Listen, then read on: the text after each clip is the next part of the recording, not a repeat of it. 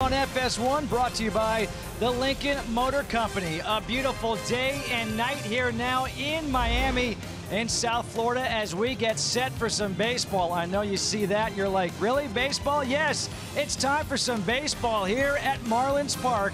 And it's the Reds against the Marlins. Game 3 of a 4-game series. The Marlins have taken the first 2 games of this set. Justin Kutcher alongside Tom Verducci. And Tom, when we look at this game, we're very lucky because we have 2 of the big-time power hitters in all of baseball playing here tonight.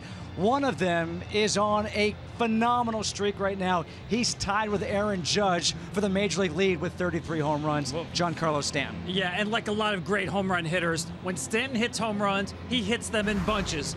And lately, he has been as hot as summer on where you were hanging out today, Justin, South Beach.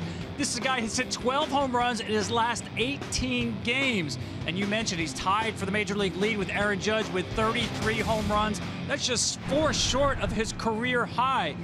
He is a guy who I believe is one of the best power hitters of our generation. And when he's hot like this, every at-bat is must-see TV. Former players actually say they will pay to watch him take batting practice. Now, a guy who is a great power hitter, a great hitter, one of the more underrated players is Joey Votto. Well, I love watching Joey Votto hit. You can almost hear the gears in his mind cranking between every pitch. Such a cerebral hitter, the toughest guy in baseball to get him to chase out of the zone. And he's added a new weapon this year. He has 9 home runs on first pitches, so he is ambushing pitchers as well this year. He is one of the best in the game. You will see a master craftsman at work. The Cincinnati Reds have lost the first 2 games of this series. They've lost 7 in a row here to the Marlins at Marlins Park. A look at the lineup for Brian Price. Billy Hamilton, the speedster, will lead things off and play center field. Eugenio Suarez will bat second and play third. Joey Votto, we just talked about, will bat third and play first. Adam Duvall in left bats cleanup. Patrick Kivlahan will play right field and bat fifth. Scooter Gennett, the second baseman, bats sixth. Devin Mesoraco behind the plate will bat seventh. Jose Peraza will play short and bat eighth. And the pitcher is Tim Adelman. He'll bat ninth, and they will face the left-hander, Adam Conley, on the hill. 3-3 on the season, a 5.62 ERA, but he's been good since being recalled from AAA on July 18th in 2 starts. Yeah, last 2 starts have been very good for Adam Conley. Got a very interesting delivery that I think, especially first time around the lineup for hitters who have not seen him, they might have some issues with that crossfire motion that he has. It'll be the switch hitter, Billy Hamilton, to bat righty against the lefty. In Conley, Hamilton this year, 251. You see the on-base percentage at under 300. But the speedster, 44 of 51. If he can get on base, just sit back and enjoy it. And the first pitch is low and outside for ball 1. An amazing stat for you about Hamilton. He loves the first inning. It's 341 in the first inning, 229 after that. But he's scored more runs in the first inning than anybody in baseball. Loves to run in the first inning if he does get on base. Well, he's ahead in the count, 3 balls and no strikes. Might as well take 2 right here.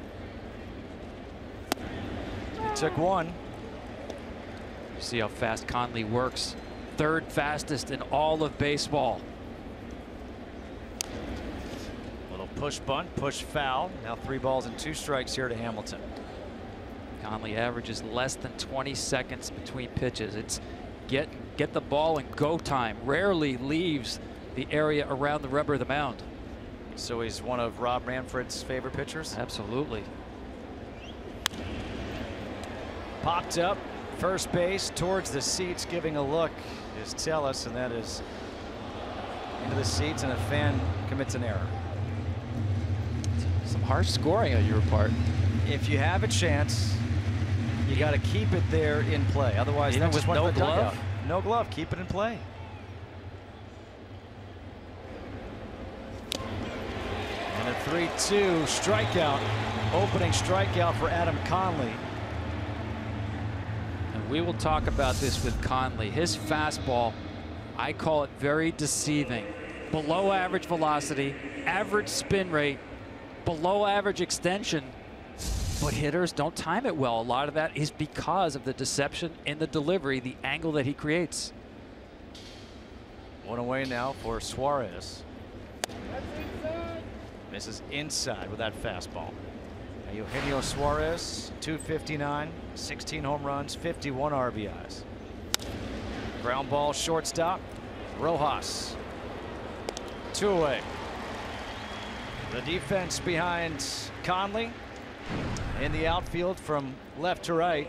One of the best outfields in baseball. Marcell Ozuna, Christian Yelich, Giancarlo Stanton in the infield at first base. Tomas Tellis, D. Gordon at second, Miguel Rojas at short, Derek Dietrich at third, and behind the plate, JT Realmuto. Now this is interesting against Votto in terms of how quickly he works. Votto, first pitch in the air to deep center. Joey Votto has his first home run of the second half of the season. You said it in the open. I told you it's a new weapon he's added this year. The old Joey Votto, he would give you strike one. Not this year. Sits first pitch fastball, and he's been doing that throughout the year. That's his 10th home run on first pitches. That's the most in Major League Baseball. Free strike? Not anymore. That's a run. Look at that short, compact swing, choking up on the bat. And now Adam Duvall takes the first pitch for a strike. Home run number 27 of the year for Votto. And it's quickly no balls and 2 strikes. The count here to Duvall. The UFC 214 pre-fight show is airing on FXX, for those of you wondering. Yeah, see that? See him call time there? That's what I think the Reds have to do, because the game's being played at Conley's pace right now. And that's why I started to allude to that with Joey Votto, who likes to be very deliberate between pitches, but he said, I only need one this time. Yeah, there is no between pitches.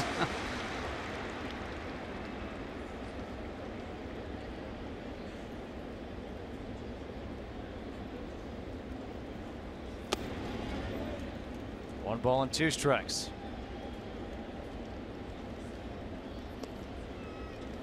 Duvall looked like he was trying to say that hit his shoe.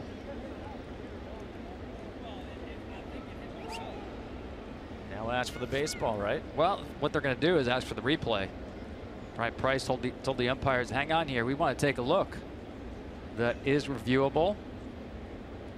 I guess they didn't like what they saw. Too hard to tell? Let's see if we can tell. That did not look like it hit him. Certainly not enough to overturn. Need longer shoelaces. 1-2, second strikeout of the inning for Adam Conley, but Votto with a home run. It's 1-0 Reds with the Marlins coming up.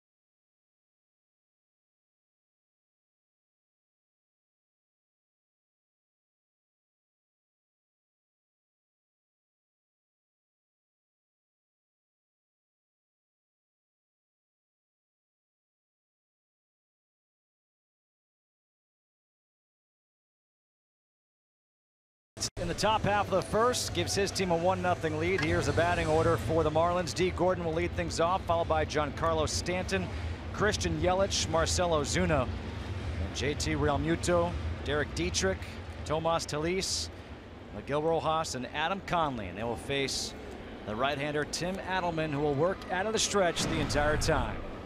5-8 with a 5.11 ERA, just over 100 innings, 39 walks, 92 strikeouts.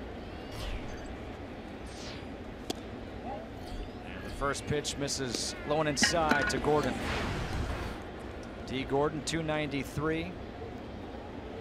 A home run, 21 RBIs on the year. That's outside, 2 balls and no strikes. It's one of the rare games where you will not see high velocity from both starting pitchers. Adelman about the same as Conley, right around 89-90. Pulled past the dying Votto into right field. Gordon takes a turn. He's going to head for second. Here comes the throw. Safe. A hustle double by D. Gordon as Patrick Kivlehan came close to getting him. Yeah, and I think Brian Price wants to take a look at it. Of course, that seems to be routine now on any close play. Does he get the tag on him in time? No, he's not able to keep it on him as well.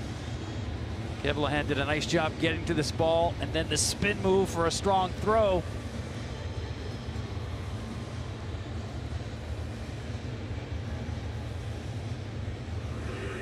Really want to keep the tag on the base runner. I know in that position it might be hard to do.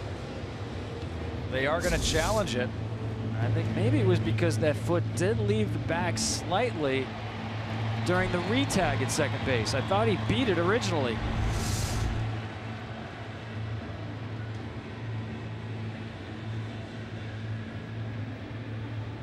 Let's see now if it leaves the bag with the glove. Here he's going to miss him at first. And now he's on that he's already on the bag. Now the foot's off. He might get him there. Right there.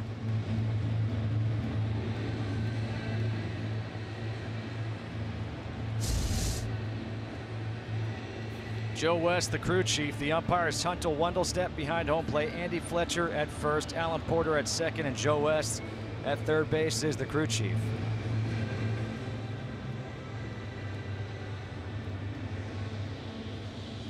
I really like the play Kivlehan made on that play. The footwork was extraordinary to get himself in position to make a strong throw.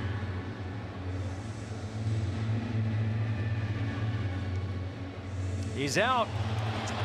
Overturns. A good challenge by Brian Price and the Reds.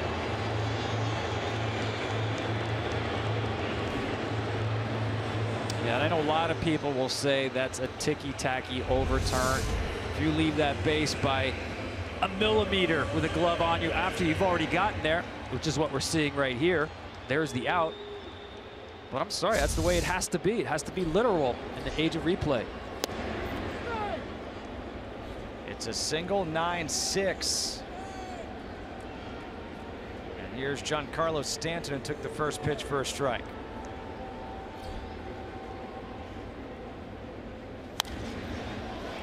Pops one up behind home plate. Devin Mesoraco giving a look. Has room and will make the catch. The defense behind Tim Adelman. In the outfield from left to right, Adam Duvall, Billy Hamilton, who can chase down just about anything in center, and Patrick Kivlehan made that nice play in right. Joey Votto at first, Scooter Gennett at second, Jose Peraza at third, and Eugenio Suarez at third, Peraza at short, and Devin Mesoraco behind the plate. 2 outs now for Christian Yelich. Of course, no Zach Cozart, the All-Star shortstop. And no Cozart for a while. Placed on the DL today for 10 days. A right quad injury, retroactive to the 26th of July. 1 ball, 1 strike, the count to Yelich.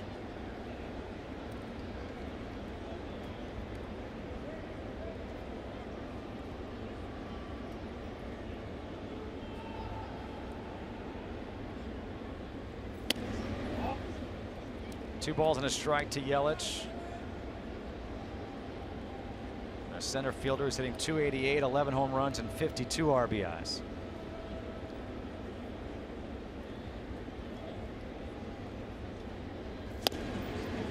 Big swing right there, 2-2. I like that swing there. You know, I talked to Christian before the game about the fact he had 21 home runs last year, and people thought, well, that was a breakout year in the power department, that he would continue to add to that. That hasn't happened this year, and he said, yeah, he did think a little too much about power early in the season. Got off to a slower start. It's one well to right, but right there is Kivlehan, and that will end the inning. So a replay overturned. It's 1-0 Reds at the end of 1.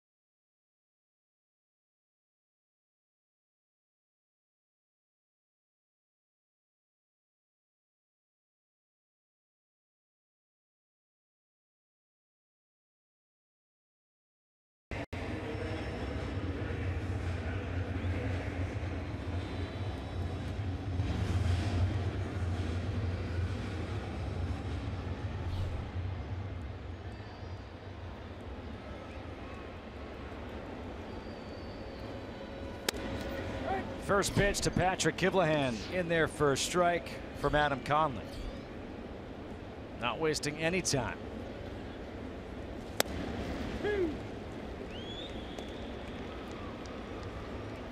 Kivlehan. I was going to say, see if he goes back foot slider right here after showing fastball.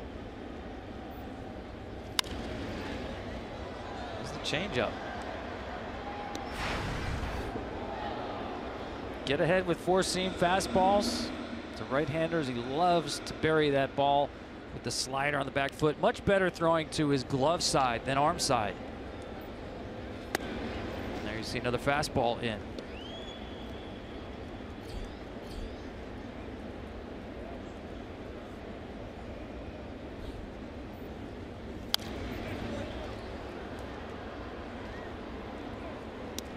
Justin, I know I've always believed that pitchers, we identify them as left-handed or right-handed, but they're also dominant to one side of the plate or the other, glove side or arm side. There's that back foot slider. You see already with Conley, so comfortable throwing that baseball into right-handers. Slider grip off the side of the baseball. If he's able to establish his changeup to righties away, I think he's going to be really nasty. Then he can own both sides of the plate. Goes up high. Maybe mislocation right there. But he still gets a strikeout. That's his 3rd strikeout of the game already. Time now for the 4 keys to the game. Well, starting pitching has been such an issue for the Reds this year. Just give me 5 solid innings. That's what Brian Price wants out of Adelman. And for the Marlins, I like Stanton. I'm sure they do too. Up with bases, runners on base. Much tougher to pitch to him with runners on than bases empty. Bases are empty for Scooter Gennett, who takes the first pitch for a strike. The numbers for Scooter Gennett: almost shocking. 308, 18 home runs, 59 RBIs, seemingly come out of nowhere. Behind in the count now, 0-2.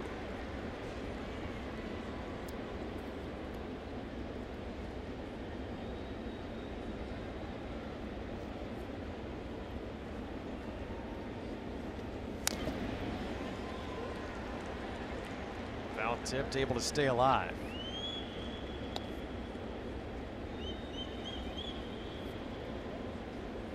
Scooter Gennett has increased his fly ball percentage this year slightly, but the big jump is the percentage of balls hit in the air that go out of the park. It was 10% last year. 25% of his fly balls go out of the park this year. Called strike 3. Gennett just drops the bat. Doesn't like the call. Back-to-back strikeouts, already 4 in the game for Adam Conley. And again, with the lefty up, he's going to stay on glove side of the plate. Don't pay attention to where the ball's caught. Does he get the plate? Nip the outside corner on the way over? Hunter Wendelstedt said yes, absolutely. I thought it was very interesting speaking with Don Mattingly today. He's in favor of going to an automated strike zone. Ground ball to shortstop. Rojas makes the play in a 1-2-3 inning here for Adam Conley. We head to the bottom half of the second, 1-0 Reds.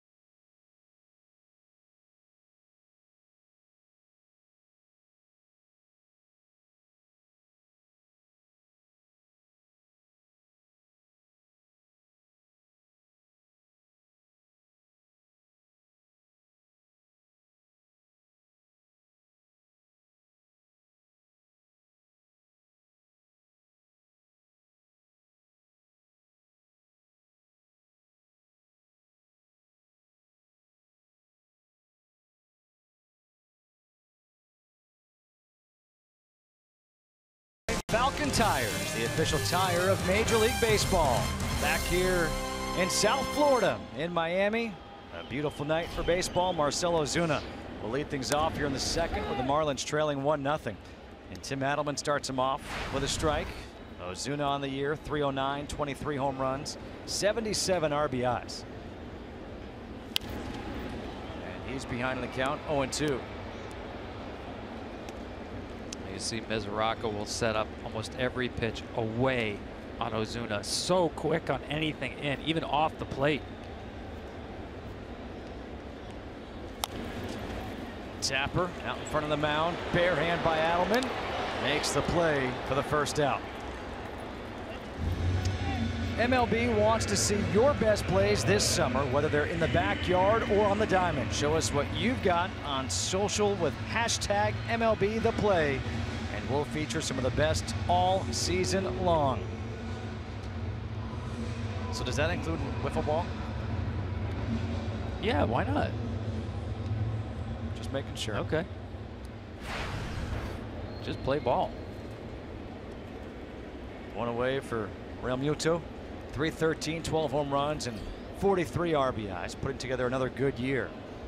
The catcher for the Marlins takes the first pitch outside for ball one.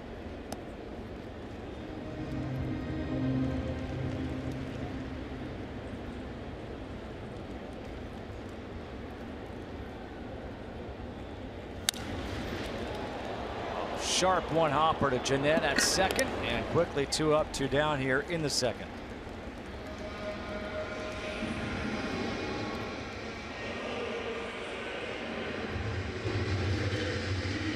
Adelman's such an interesting story. A guy drafted by the Baltimore Orioles and then released 2 days before the end of spring training after just 2 years in their system.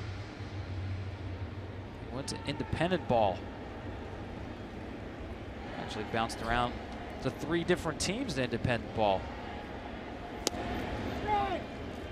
Salt Dogs, Diablos, Jackals. You see all kinds of names in independent ball, right? Sioux Falls Canaries. Didn't play for them, but I'm just throwing out a name for you. That's a good nickname. Dietrich fouls it back out of play. Signed with the Reds in 2014. Added a little bit of velocity. Really, that's probably what got him back to the big leagues. The guy who sat probably 87, 88, started hitting 90 and above. He told me he did that with the help of a weighted ball program.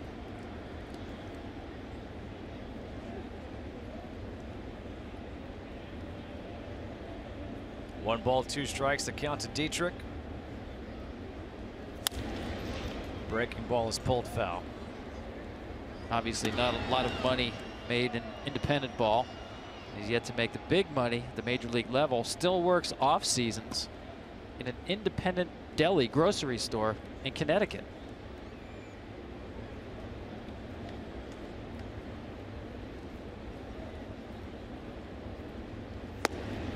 He told me he's really good at those cheese trays you order for like your Super Bowl party. He's the guy. He's the go-to guy for that. Specify the meat and the cheese. Yeah, you know, you want 5 solid innings and a good cheese tray. Up and in, 3 and 2. You would never think, can I get a charcuterie plate? That the guy fixing that or arranging that is also a major league pitcher. No. He does a lot of odd jobs at that deli. Whatever they need, he does. A 2-out walk to Derek Dietrich. First walk of the game for Tim Adelman, and that'll bring up Tomas Telis. Now, you're a fan of baseball history, right? Of course. Here's a great connection for you, talking about Adelman working in a grocery store in the offseason. He's had a tough month, right? He's 0-4 in July. There's only been 1 starting pitcher in Reds history who went 0-5 in July. This guy by the name of Cy Johnson back in 1934. And in the offseason, you know what Cy Johnson did? Worked at a deli. You're so smart. Yes.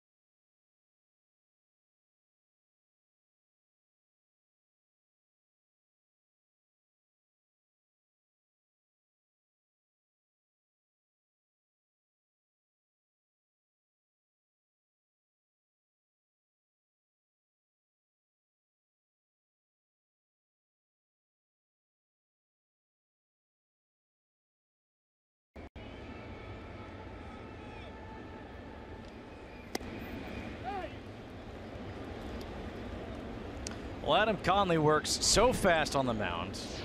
He throws before we even come back from break. Threw a strike to Jose Peraza, and he's quickly ahead in the count. No balls and 2 strikes. Here to open up the 3rd inning. He's fast running out to the mound and getting his warm-up pitches done.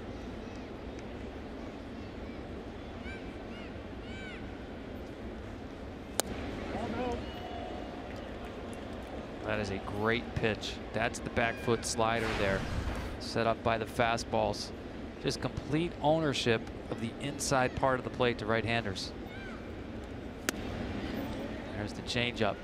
And again, if he can get that changeup and establish that on the outside of the plate, then he's got both sides covered.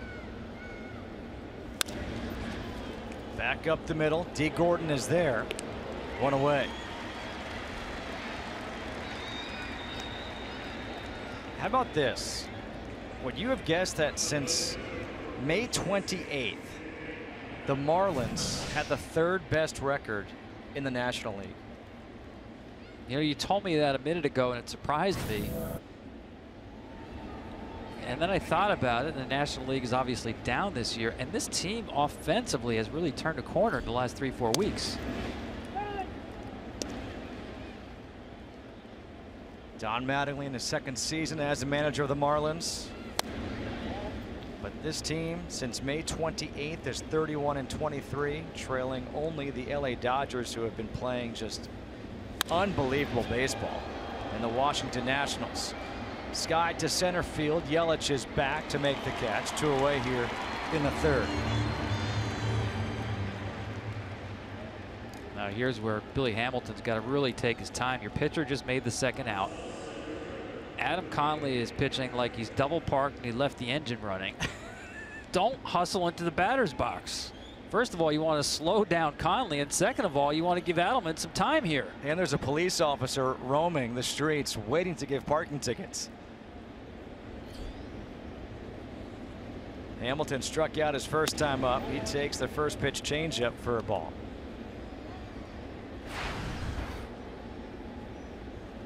Hamilton just a .210 hitter from the right side of the plate. .268 as a lefty.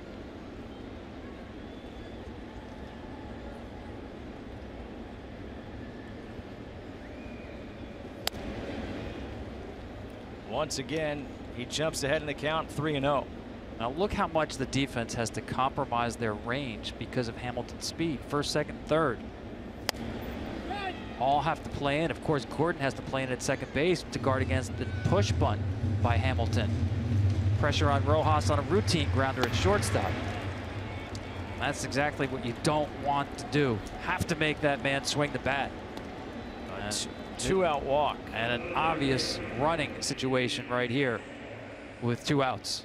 Just the 29th walk of the season drawn by Billy Hamilton. What I like about Billy Hamilton is when he runs, generally he will run early in a count. Get yourself into scoring position early with 2 outs. Some guys will wait to see a few pitches, maybe pick a breaking ball. Now you're on second base and the batter's got 2 outs. You'd much rather get there early in the count. He's got 44 stolen bases on the season. Doesn't steal. First pitch swinging is Suarez to right field. Stanton on the track will make the catch, and that will end the inning. We go to the bottom half of the 3rd, still 1-0 Reds.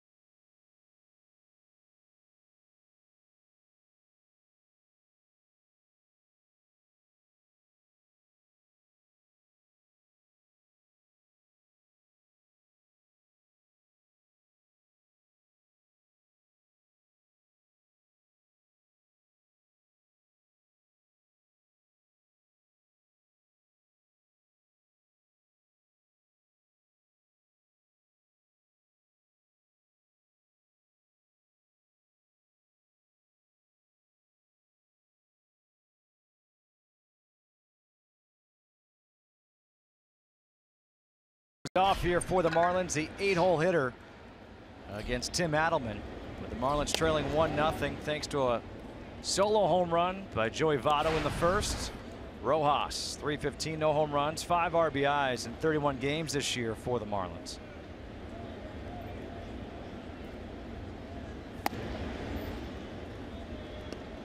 Two balls and no strikes.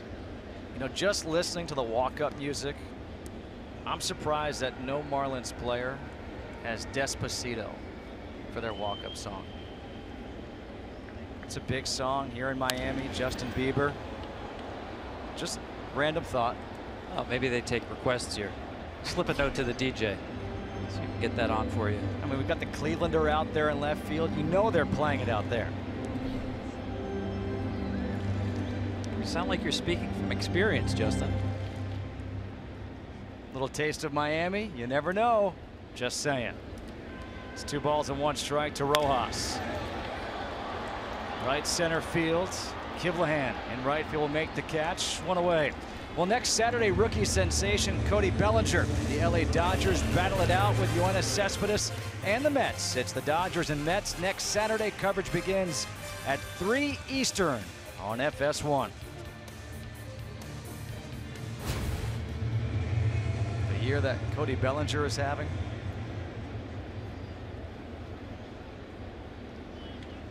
The year the Dodgers are having. Entering today 72-31.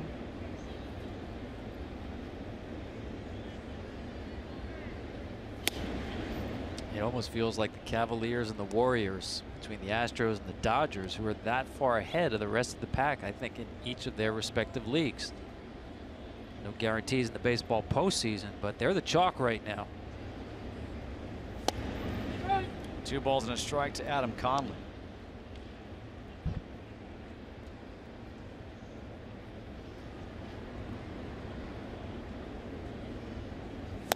Looking at those teams, if you had to say there's a weakness, what's the weakness for each team?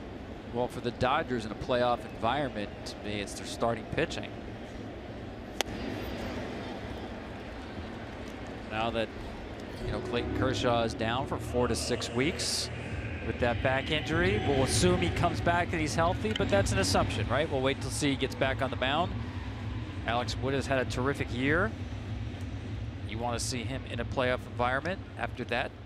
Lots of possibilities, but also lots of questions. And I know they're, to me, the deepest team in baseball, but you still need those 5-6 solid innings in a postseason game. How about for the Astros? I would expect them to make a move here at the deadline between now and Monday. I would think for a left-handed matchup reliever, especially someone like Brad Hand of the San Diego Padres, looks to me like they're less involved in starting pitching at this point. Dallas Keuchel came back last night. Colin McHugh came back last week. I think they're feeling a little better about their starting pitching. Gordon takes the pitch inside. 2 balls and 1 strike. Are you worried about the innings situation for a guy like McCullers? Not really. You know, he was on the DL for a brief period early. Gordon back up the middle. He's got himself his second base hit of the game. You know, they'll have such a big lead. They'll be able to back off their pitchers down the stretch the way the Chicago Cubs did that with some older pitchers last year. Freshen them up going into October. Now here's the situation. I said the key to the game. Get some traffic on base for this man right here, Giancarlo Stanton.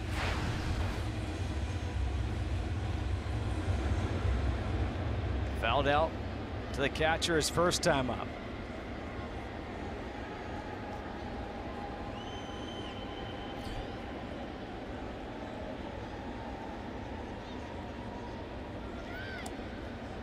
Now I was going to ask this question here. There's 2 outs in the inning. You've got Gordon with great speed on at first base, but you don't go so you don't take the bat out of his hand, right? Yeah, I wouldn't unless it becomes a real negative count, a low leverage count, an 0-2 count, something like that. You want to maybe freshen it, count up for him, but no, I'm staying put.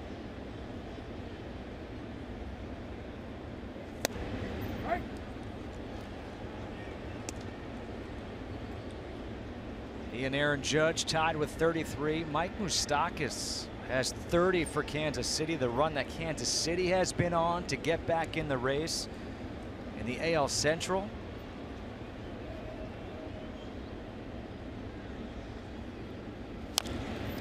Big swing, a foul tip, no balls and 2 strikes. Change up here from Adelman that stays up in the zone. Got away with that. The hitter will tell you when he knows that he misses his pitch. A little shake of the head right there. How did I miss that? Well, if I'm Gordon, I think about running. Pitch misses up high, 1-2. Now this is where Adelman will try to get Stanton to do something he's been much better at this year. Chase out of the zone, especially the ball down and away.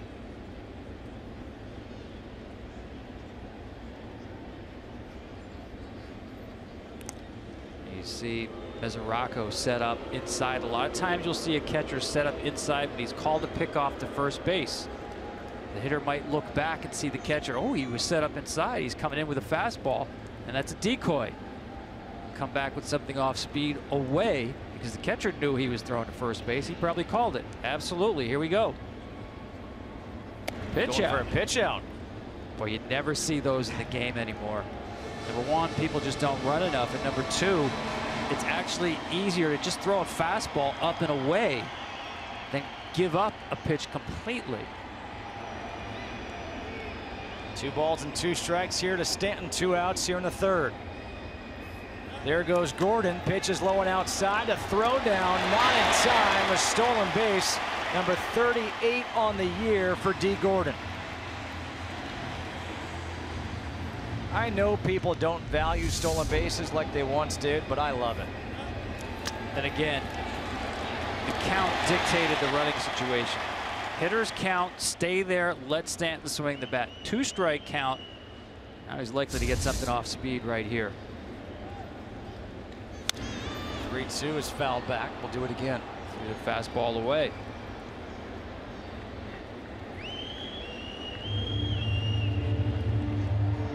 The top 2 base stealers in Major League Baseball in this game. Billy Hamilton and D. Gordon.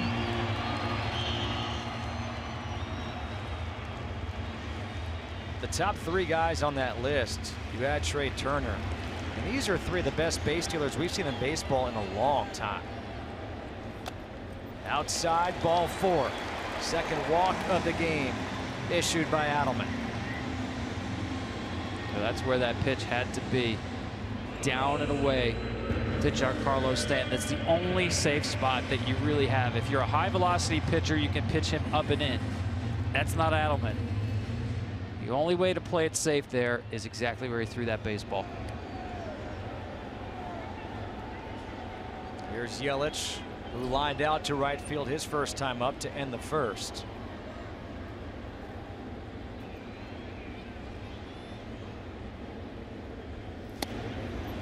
Big swing by Christian Yelich.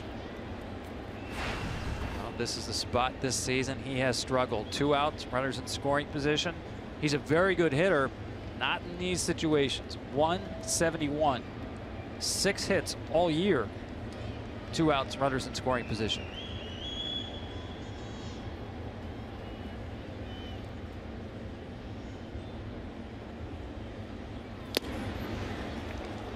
Quickly behind an account, 0-2. Those 2 pitches, pretty good example why. To me, both of them were up out of the strike zone. A little bit of anxiety in there in this situation to expand the zone. And right now, with the speed of D. Gordon at second, a base hit will tie the game up at 1.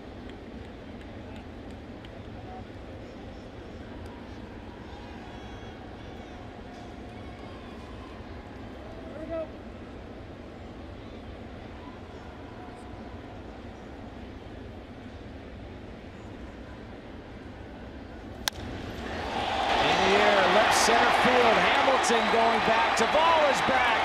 This one is gone.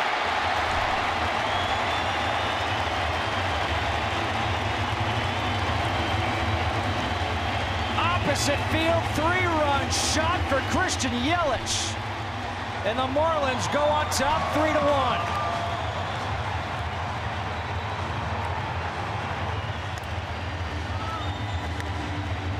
Tim Adelman has had a real problem in his time in the big leagues with the home run ball. No better example than the pitch he throws to Christian Yelich. 0-2. That pitch was designed to be up and in out of the strike zone, and it leaks right over the plate into the barrel of Christian Yelich.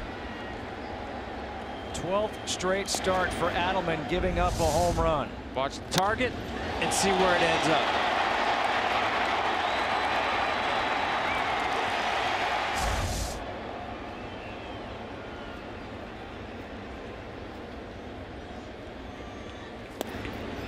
Big swing and a miss right there by Marcell Ozuna on the breaking ball. Christian Yelich just said, yeah, how about those 2 out runners in scoring position numbers? Bam. He jumped on a mistake, took advantage of it.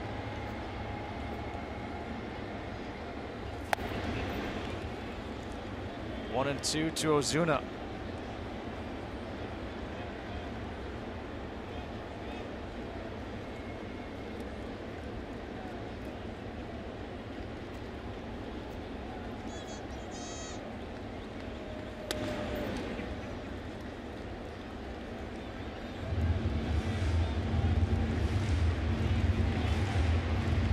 All the runs so far in this game coming via the home run, Votto's solo shot, and a 3-run shot here by Yelich.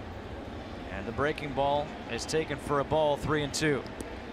This all got started with a 2-out base hit by D. Gordon. He stole second with Giancarlo Stanton behind the count, 0-2. Stanton worked the walk, and Christian Yelich with 2 strikes, the opposite field homer. And this is not a small ballpark.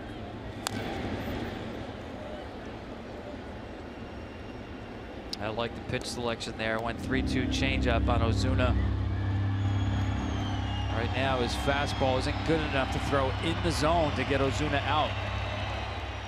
Let's see if he doubles up on changeup right here. Doesn't seem to have as much confidence in his curveball as his third pitch as I think he should. Going fastball away. Yeah, there's just not command on that pitch. Second walk. He's thrown 30 pitches this inning. And this is after he got off to a good start in the inning. Yeah, and we saw this happen with Romano last night. You know, once you get this deep into an inning with pitches, it becomes increasingly difficult to command the baseball. And that's what he's going through right now. This is a good timeout, a recalibration, if you will, to get back into the strike zone.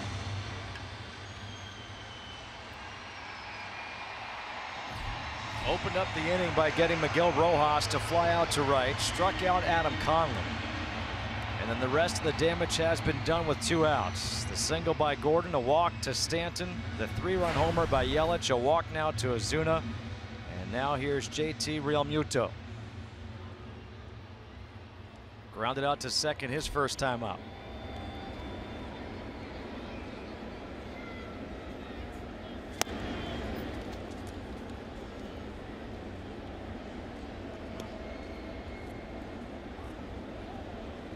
Realmuto is such a good athlete. I don't even say for a catcher, for anybody. See, he's been hot this month. One way you can tell is watch how early his front foot comes off the ground. For him to be on time and balanced as early as he starts must be a good athlete. In fact, he was a shortstop in high school. Marlins came out to scout him one day, and the catcher actually was pitching that day. The only one who could catch him was Realmuto. So after the game, the Marlins scout, Scott Taylor, was so impressed, he said, hey, would you be interested in catching? Of course, the proper answer is the one he gave. Yes, of course. Will you draft and sign me as a catcher? Then yes, yes, I am interested. Absolutely. 3rd round pick. About $700,000 will convince you as well. Such a good athlete. He actually has more infield hits than D. Gordon. Think about that. That's impressive. From the right side.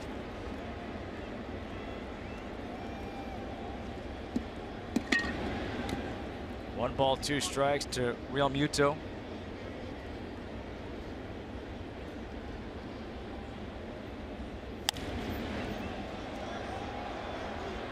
Down the right field line to the seats. Well, you're seeing how elusive strike 3 is for Adelman. He's worked himself to several 2-strike counts in this inning. Stanton, Yelich, Ozuna, retired none of them.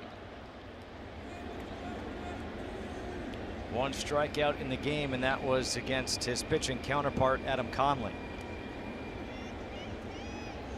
3 walks in the game, 2 of them coming here in the inning. I mentioned that curveball, Justin. He's not allowed a home run on that curveball. Batters are hitting 146 against it. He just doesn't have a lot of confidence in that pitch.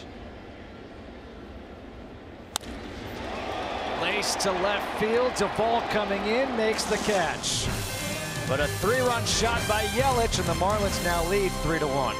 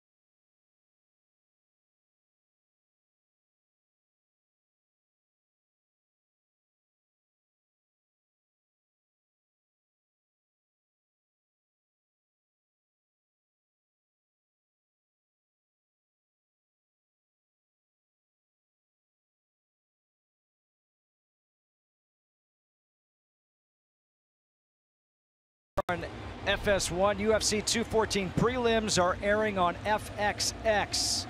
Leading off here in the 4th is Joey Votto, and Votto back in the 1st. On the first pitch he saw from Adam Conley, jumped on it. Adam Conley said that's up in the air. He was right, it was up in the air, but nobody was catching it. Well, he didn't get my scouting report. Don't throw him a first pitch fastball. Did it again? Yep, but this time it is catchable, and it's Christian Yelich who makes the catch. That's confidence, huh? The guy takes you out of the yard, first pitch fastball. Either confidence or stubbornness, and I'm sticking with my plan. It worked. Good swing on it. Just a little bit off the sweet spot of the barrel. Joey Votto really is a rare player. To see someone choke up on the bat like he does. Adam Duvall takes the first pitch for a ball. Well, he's such a student of hitting, loves to study other hitters. One of the people he loves to study and always has is Barry Bonds. Nobody hit with more power choking up on the bat than Bonds.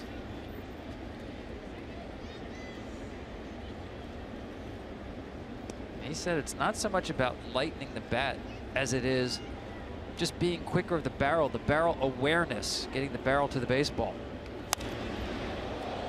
Duvall to left field. Going back is Ozuna. He looks up, and this one is gone. Another home run. It's the 3rd of the game and the 23rd of the season for Adam Duvall, and it's now a 3-2 ball game. Every run has been scored via the home run. 2 solo shots for Cincinnati and a 3-run shot for Miami.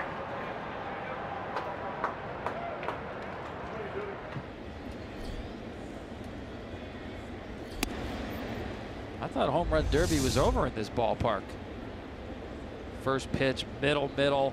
Duvall's not going to miss that. Tapper back out in front of the mound. Easy play for Conley. 2 away here in the 4th.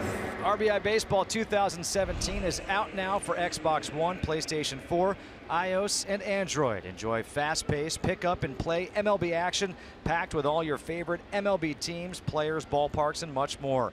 Your breakout MLB season is here. You better come ready to play. Learn more at RBIGame.com. That was my favorite game growing up. Hey, speaking of RBIs in RBI Baseball, you know who has more RBIs than any other National League outfielder the last 2 years?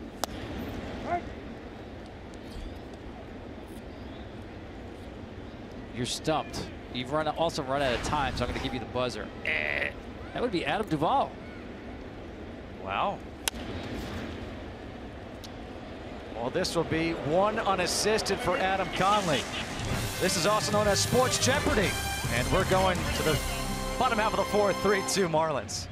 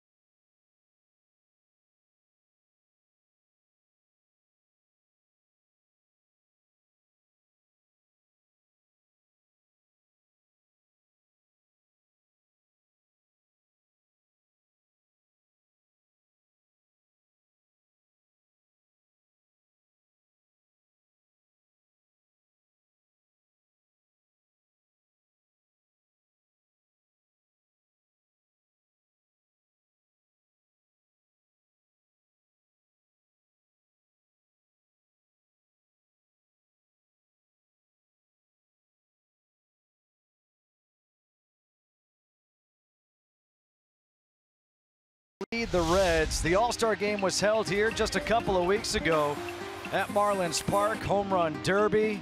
Aaron Judge ended up taking home that trophy. The All-Star game. Tom, you were here to witness this. Some great defensive plays. A lot of fun held by all. I was in Jerusalem. I couldn't watch the game, but I was following it online. It was a lot of fun. A couple of things stood out for me. Number one, during the workout day home run derby, my colleague Ken Rosenthal does a great job. Dietrich, little flare to center, back as Peraza makes the catch for 1 away. He was interviewing people out in the Clevelander. And, you know, of course, in the background there were these body painters. Yeah, dancers wearing feathers and not much else more. And for some reason, his wife kept calling him on his cell phone during these live interviews. My other fun part was right before the game. Wait, time out. Did he answer the phone? Ken is a true pro. You got to do the job first. Speaking of doing the job, you know, it was great that we were able to talk to people live during the game, the players.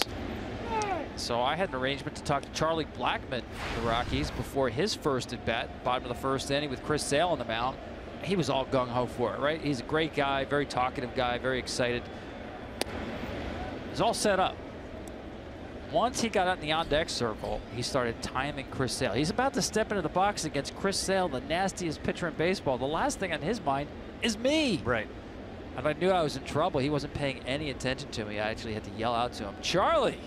It kind of broke his concentration. If anybody saw the interview, he was a man of few words. I asked him about his approach against Chris Sale. He's like, "Swing hard, try to hit it." Thank you, Mr. Blackman. Please proceed with your work. The other way goes Talise, and a diving catch made by Duvall. Didn't we just see Bryce Harper in the All-Star game make that play?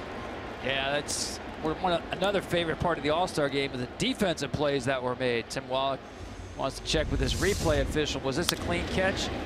Live action certainly looked clean. Just a great effort, well timed. That is certainly a catch. Nice play. So Duvall hit the home run in the top half of the inning. Now takes a base hit away from Tomas Talise here in the bottom half of the fourth. And Miguel Rojas will step in. Now that was one of my favorite parts of the All-Star game. I thought without home field advantage of the World Series on the line, how would the game be played? Would they take it as seriously? And I can tell you the answer to that. Definitely yes. Still the only All-Star game where the players will play defensively as intensely as they do in a regular season game. We saw guys left and right leaving their feet to try to make plays.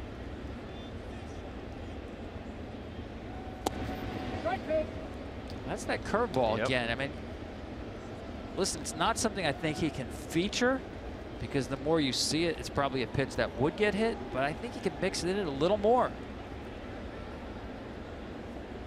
Looking for a 1-2-3 fourth inning. There Goes it is. Back to it. Coming in is Hamilton with that speed. He'll lay out and make the catch. Hey, Duvall, anything you can do, I can do better. Flashing some leather here in the fourth in Miami.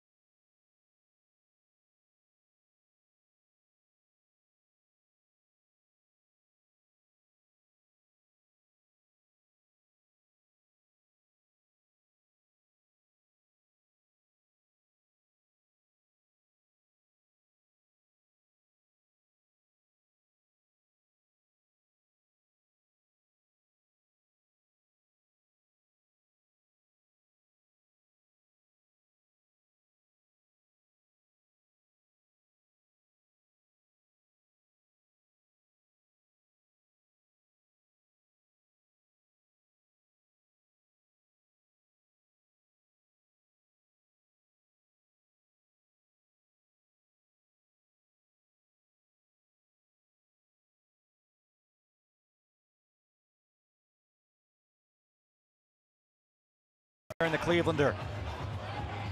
Tell him you want some Bieber. Despacito, please. Por favor. Fly out to left field, one away. MLB on FS1 is sponsored by Ford. We're going further so you can.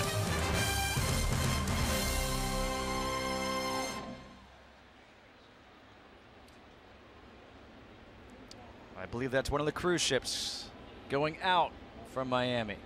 How about the color of that sky? Beautiful. One away for Jose Peraza.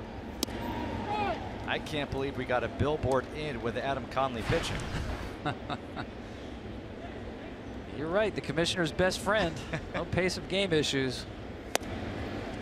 See, if the commissioner is going to make a video of how to speed up the pace of play, I believe Adam Conley might be the promotional video that he's going to throw out there. Well, I believe he's doing the smart thing, not just for pace of play reasons, but you can put hitters on the defensive. Again, having the game played at your pace. It's almost like a basketball team that plays an up-tempo game. You want to establish the pace of the game. He's doing that from the rubber.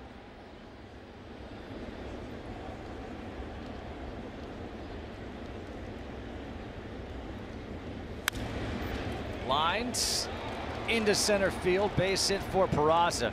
He'll stop there at first base. A 1-out single for Jose Peraza. Well, next Saturday, UFC Fight Night is live from Mexico City as 6th-ranked Sergio Pettis faces 7th-ranked Brandon Moreno. UFC Fight Night next Saturday at 7 Eastern on FS1.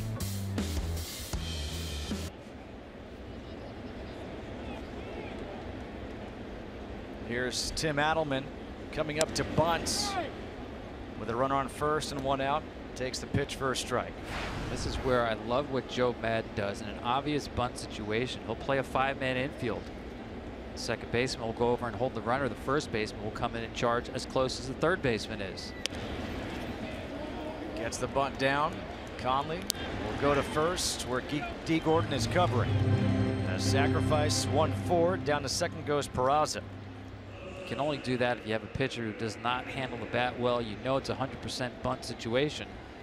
Why not defend an obvious play with the proper defense?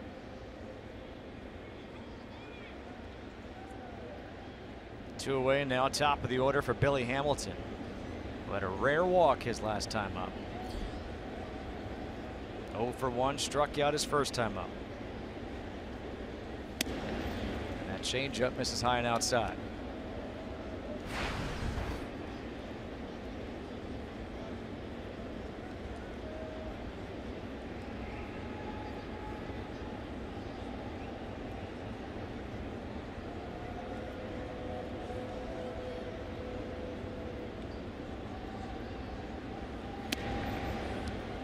Billy Hamilton should never hit the ball in the air, and here's why. When he hits a fly ball, look at that batting average. When he hits on the ground, he's a 300 hitter. You know, it reminds me of when Whitey Herzog traded for Ozzie Smith. Remember that trade? The Padres to the Cardinals. Whenever Ozzie made a deal with him before the season started, Whitey did. If Ozzie hit the ball in the air, he'd have to pay Whitey Herzog $1. And for every ball that Ozzie hit on the ground, Whitey would have to pay him $3. By the All-Star break, Whitey was so far in the hole, he said, "That's enough. I think you got the message. And my wallet's a lot lighter." And Ozzie became much more of a ground ball hitter. So is that where it came from with Willie Mays Hayes in Major League? Every time you hit the ball in the air, you owe me 10 push-ups? That could be. Ozzie Smith and Whitey Herzog, the inspiration for Major League. Who knew?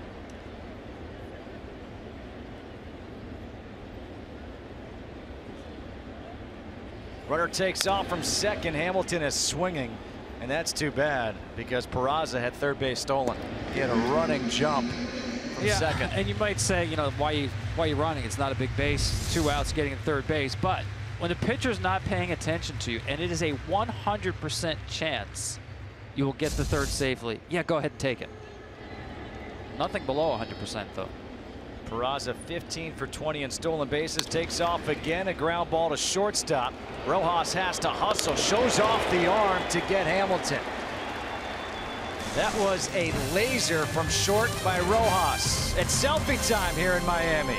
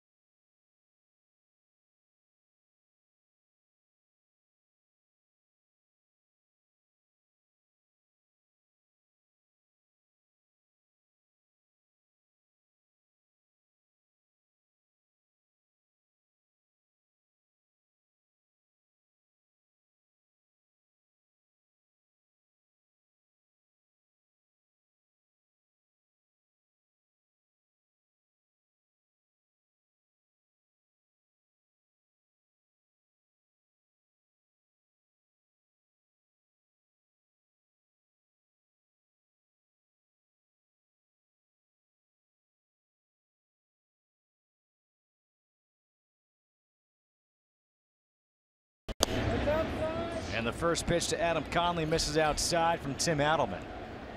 Conley, the only strikeout victim in the game for Adelman. 3-2 Marlins lead the Reds. And now it's 2 balls and no strikes. And when we get a chance, we're going to go back and take a look at that play by Miguel Rojas. You know, I've always said Billy Hamilton, part of his excitement is he makes infielders hurry on defense. When you hurry, you make mistakes. And watching Rojas, this is textbook. First of all, his hands are out in front of him. Watch him pull the ball into the belt, get that step to get himself set to throw that bullet that you talked about, Justin. That is textbook play. It's credit to Perry Hill, of course, one of the best infield instructions. There he is right there, infield instructors in baseball.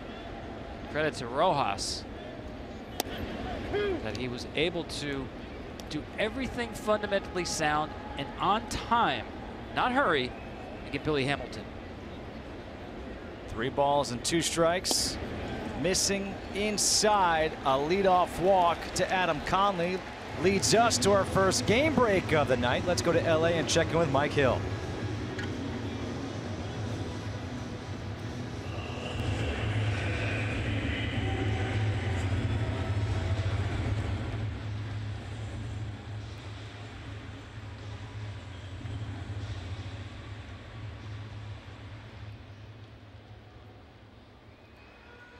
All right, Mike, thank you very much. Leadoff walk to Conley. Top of the order now for D. Gordon, with his team leading by 1. And Gordon slaps one to left field. D. Gordon now has 3 hits on the night. 3 singles, remember. Initially, he had a double in the first. It was overturned as he got tagged out on the slide. That's classic D. Gordon. He sees more fastballs than any other hitter. Of course, that's because he doesn't have tremendous power. But his natural stroke is to the opposite field. And I'm telling you, we said the key to this game for Cincinnati was 5 solid innings from Tim Adelman. I'd be concerned about him right now. The lineup flipping over for a 3rd time.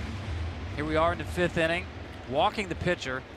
First pitch single to Gordon, and Mr. Stanton in the box. Runners on base for Giancarlo Stanton, who walked his last time up. First pitch, laces one to right center field.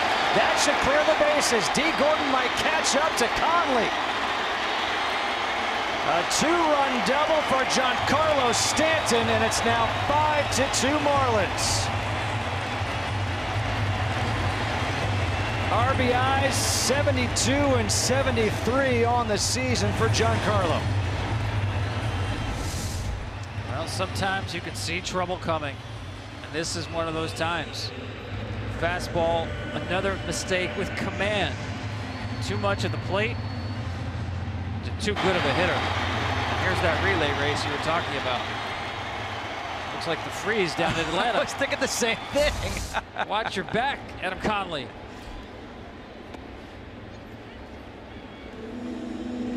Asher Wojciechowski is getting loose in the bullpen now for Cincinnati.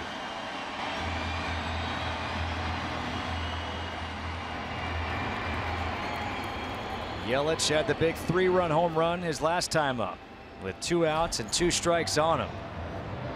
And this is the philosophical question that we ran by Brian Price before the game, right? With these young pitchers, when do you manage a game to absolutely win the game, and when do you manage a game to develop your young pitchers? When do you give them some rope to work with, allow them to work through trouble? You can't go get your pitcher in the 4th inning every night. And I almost wonder if it goes not just here at the big league level, but in the minor leagues. You don't see enough players in the minor leagues allowed to work in and out of trouble. They get pulled too early. The game now is run so much.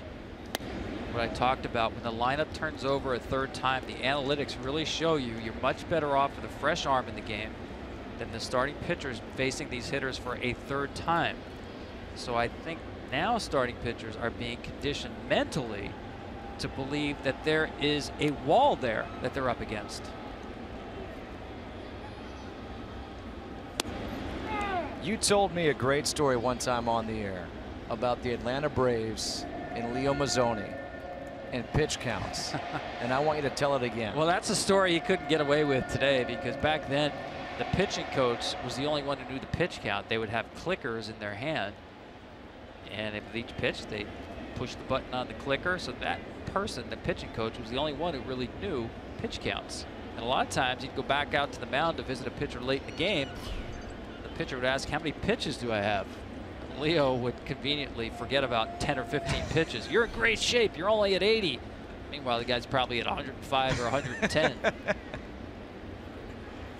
Can't get away with that now. That pitch count is up there in lights just about every ballpark. Yelich strikes out, second strikeout of the game for Adelman. MLB.tv. Every night, every device. Watch every out-of-market regular season game live, plus get a free subscription to At-Bat Premium, the #1 app for live baseball. Blackout and other restrictions apply. Visit MLB.tv for details. One away here in the 5th. That leadoff walk came around to score on that 2-run double by Giancarlo Stanton, and now it's Marcell Ozuna at the plate. Ozuna walked his last time up. He's 0 for 1. Also a ground out back to Adelman in the second.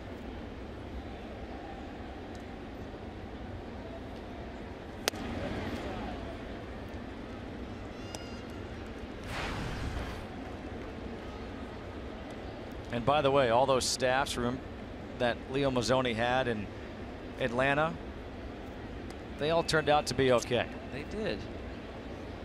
Those guys who threw 2 bullpen sessions, not 1, 2 bullpen sessions between starts, stayed extremely healthy. And for some reason, nobody's copied that model. Weird, huh? Yeah.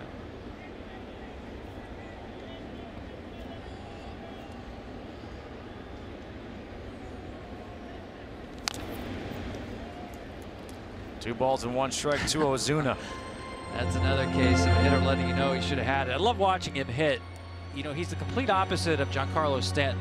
If you covered up the top of their bodies, the lower half is extremely active. You see that front foot. That front foot will wind up towards the chalk line of the front of the batter's box. He's much more of a linear hitter, moving forward toward the ball, whereas Stanton is a rotational hitter. In the air, center field. Hamilton racing back. He'll have to play this one off the wall. Stanton will come in to score. Ozuna's got himself an RBI double, and it's 6-2 Marlins. And that's going to be all for Tim Adelman. Watch the energy that Ozuna generates. Watch how in the stride and the forward foot, he hits off that front foot so well. He's right on balance on that one. On the changeup. And again, another mistake. It's been about command for Adelman, making mistakes in the zone. This hitter's just too good to get away with those. The night is done for Adelman. Wojciechowski's coming in for Cincinnati as his team trails 6-2.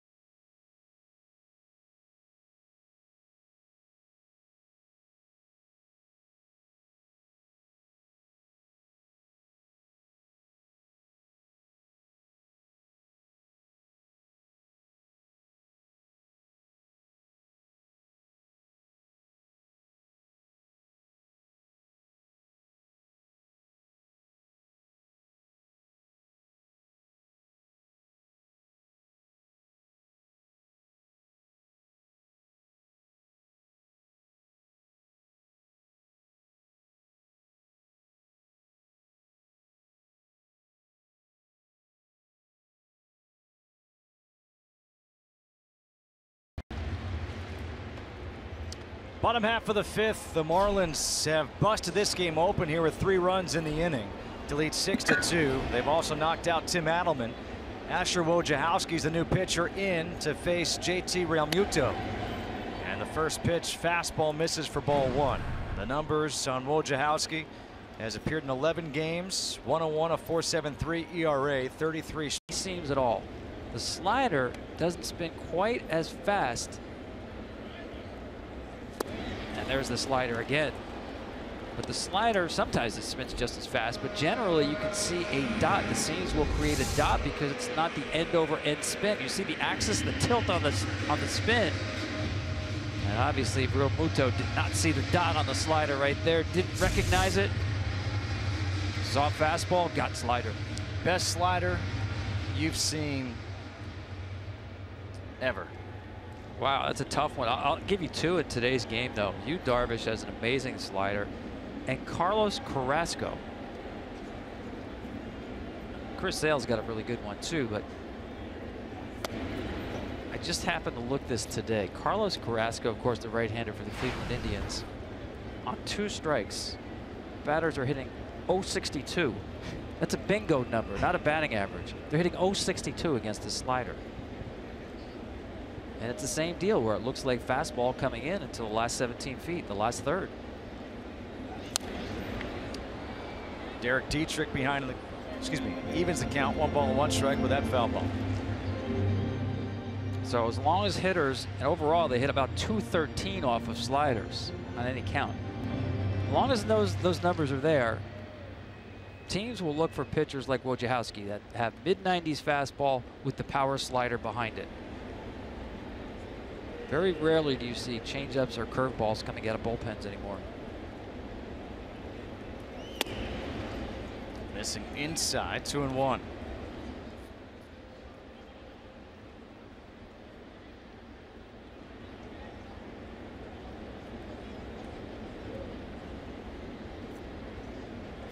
But all-time slider, I might go with David Cone, by the way. Because he could shape it different ways and throw it from different angles. It was like angles. a wiffle ball slider. Yeah. Sometimes I wanted to check the baseball to see if it was actually round, the way he could make it move. Randy Johnson. They call that Mr. Nasty? Slider of Randy Johnson.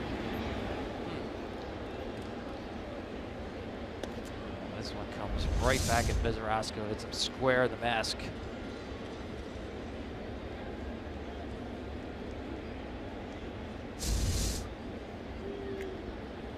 2 balls, 2 strikes, the count here to Dietrich. 2 away in the 5th. 3 runs in for the Marlins as they lead 6-2, bottom half of the 5th. Justin Kutcher alongside Tom Verducci here on FS1.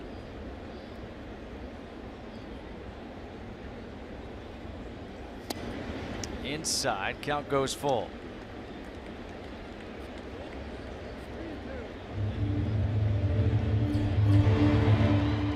On deck is Tomas Talis.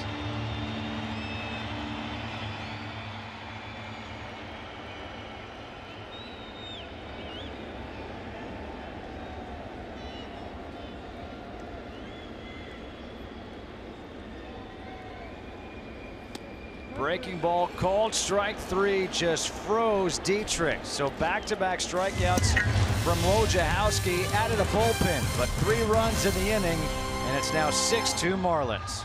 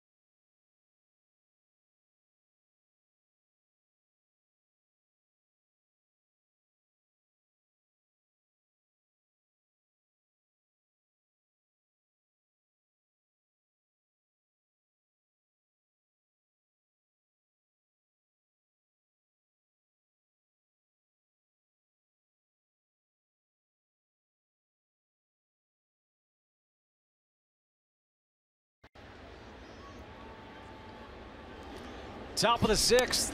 We're back, and Adam Conley delivers his first pitch for a strike to Eugenio Suarez, who's 0 for 2, a ground out and a fly out. And it's quickly 0-2.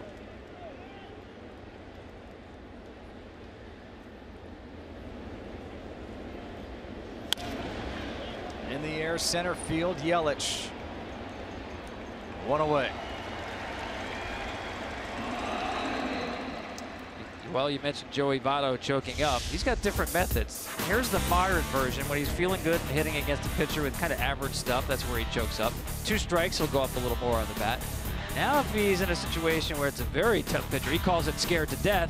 He goes a bit farther, and there's one more. There's a 4th level of choking up. You know what he calls that one? Kershaw. He struck out more against Clayton Kershaw than any pitcher in the big leagues.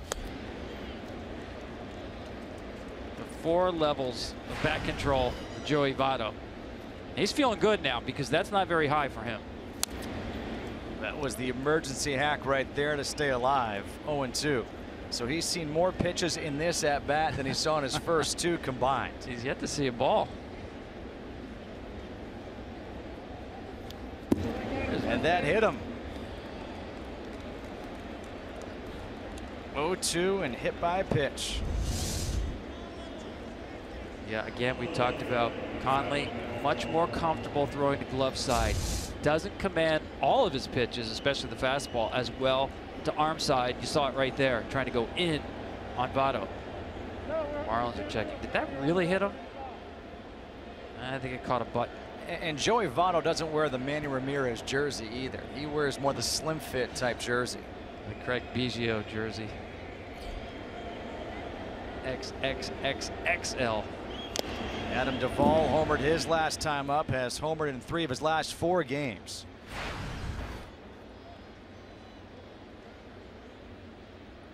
He was the answer to Tom Verducci's Sports Jeopardy question earlier tonight. We've had some good questions tonight. Hopefully those playing along at home are acing the test tonight. We'll have more for you. Never know when they'll come up, but they'll come up. No balls and 2 strikes here to Duvall. High and outside, 1-2. Speaking of Joey Votto, I got a great one on him. How long has he been playing? Like 12, 13 years, right? The home run he hit here, that's his first at Marlins Park. But there's something in his career he has never done. All the thousands of at-bats he's taken, plate appearances in the game. Duvall strikes out. That's the 5th strikeout of the game for Conley. You know what he's never done? He's never popped up to first base in his life. Anywhere. Yeah, to first base. Rarely hits pop-ups anywhere.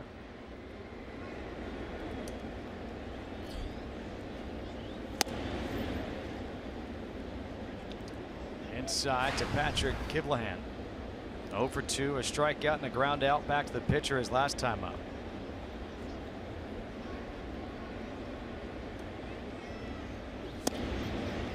One ball and 1 strike.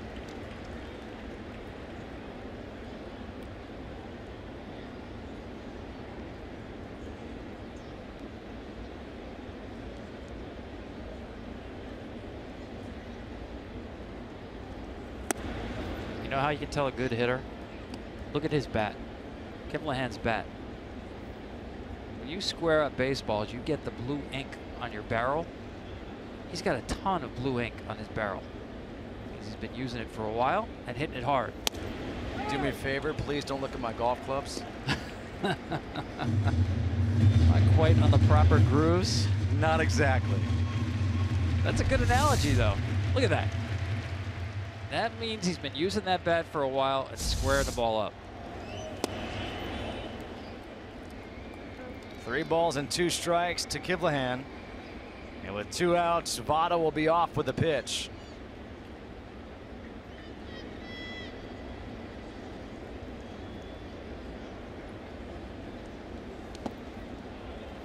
Votto really wasn't taking off too much. It's a ball 4 to Kivlehan. So 1st and 2nd, 2 outs here in the 6th.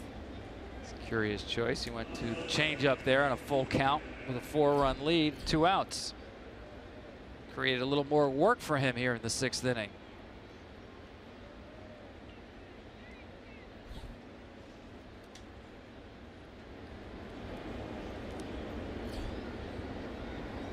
Scooter Gennett takes the pitch low and outside. Gennett 0 for 2. A strikeout looking on a call he did not agree with back in the 2nd. Then a ground out back to Conley when Conley ran to the bag at first base himself in the 4th. And he misses outside again, 2-0.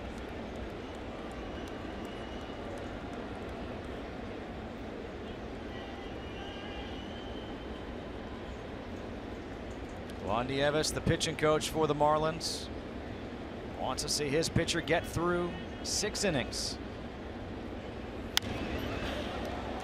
And a pop up into left field. Ozuna coming in, and his pitcher will get through 6. Marlins and Reds. The Marlins lead 6-2.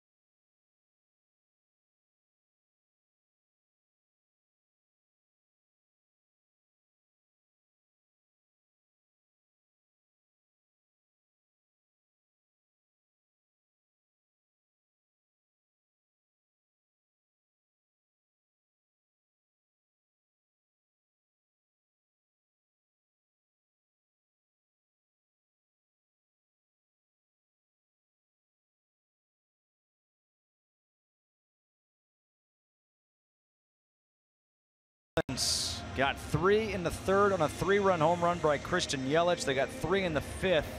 That's how they have scored their 6 runs. A couple of solo home runs for the Reds.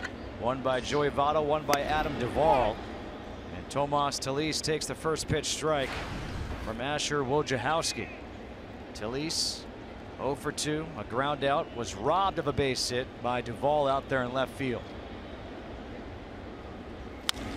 Pulled foul down the first baseline, and he's behind the count, 0-2.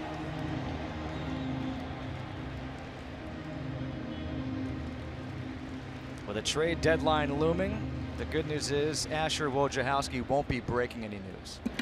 That's a different Wojciechowski. Oh, okay. Different sport.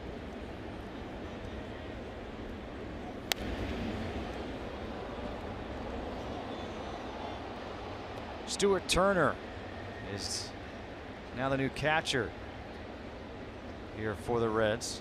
It makes you wonder about that foul ball that Mesorasko caught off the square on the mask.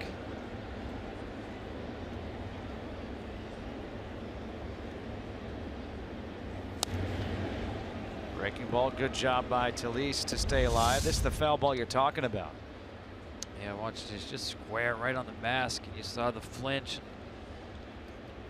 He looked staggered for a moment there. I'm sure they went through concussion protocols in the dugout.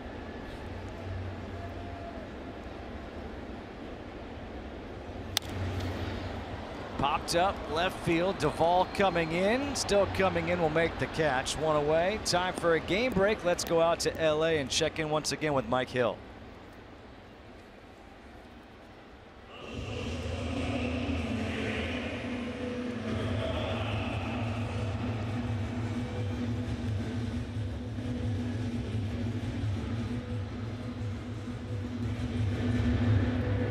Really unbelievable what the Royals have been able to do. I mean, I thought they were done. They were 10 games under 500. Miguel Rojas lined out to center field his last time up on a diving play by Billy Hamilton. Takes the breaking ball for a strike. And give credit to Ned Yost. Speaking to him, he said, look, we've been here before. We know what we have to do. We're not panicking. And lo and behold, they're right in it again. And I thought all the talk early in April and May about the Royals dumping their potential free agents very premature, because exactly what you said, Justin. It's a veteran team now that's played together, still fairly youthful, but they've been together for a long time. They've obviously won together before. You don't give up on a team like that easily. That swing by Rojas. 1-2. Chased right there, but this is when, to me, he tends to do his better work with 2 strikes. He's got a little bit of Martin Prado in him.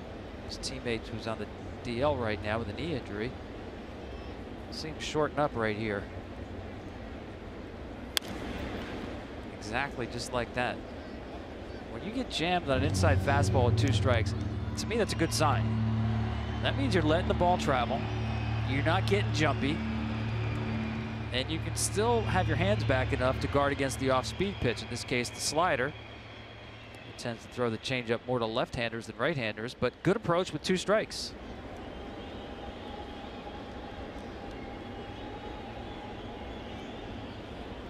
The 1-2. There you have it. Good approach with 2 strikes. Goes to right field for a 2-out base hit. We'll see Jeff Bagwell, Tim Raines, and Ivan Pudge Rodriguez join baseball's immortals at the 2017 Hall of Fame ceremony live from Cooperstown on MLB Network and MLB.com.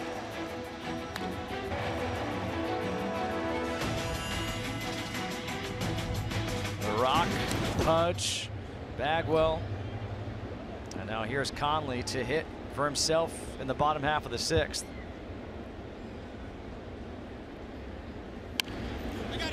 Bunt. You hear Votto say, I got it. And Jeanette covering the bag.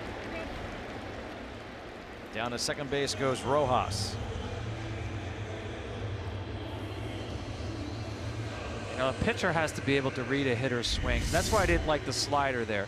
Here's the fastball. You run up and in. See how late he is on the inside pitch? That tells me he's letting the ball travel. So if you're coming back with a slider, you're not going to get him out in front on that pitch. You see he's letting that ball travel, and he laces it into right field. He's on balance. Read the hitter's swing. To me, he's set up more for, again, velocity up and in than going soft away. Is that the pitcher or the catcher? Combination of both. Remember, you made a point. We said Turner's in the game, younger catcher, Mesoraco out of the game. But remember, final decision always with the pitcher. Be convicted in what you have to throw it. I know younger pitchers a lot of times will simply follow the catcher, but good pitchers as well will read swings.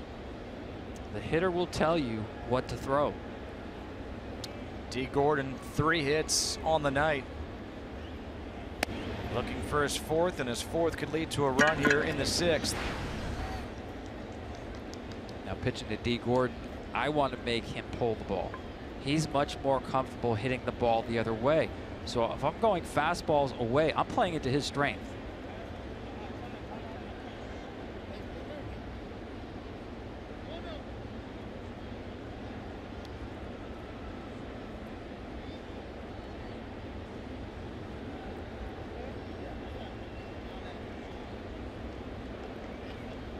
Tied atop the National League with 3-hit games.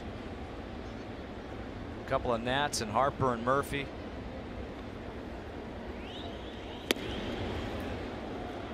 Two and 1. Got a little big on that swing, didn't he? A little man trying to play a big man's game at 2-0 count.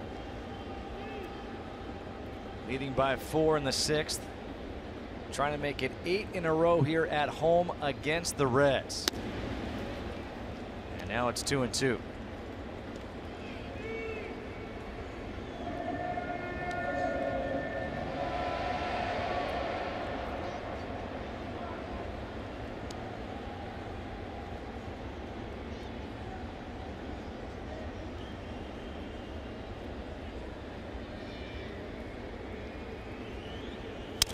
Breaking ball, little broken bat, pop up to second. There's Jeanette, and that'll do it here in the 6th. We have played 6 in Miami, and it's 6-2 Marlins.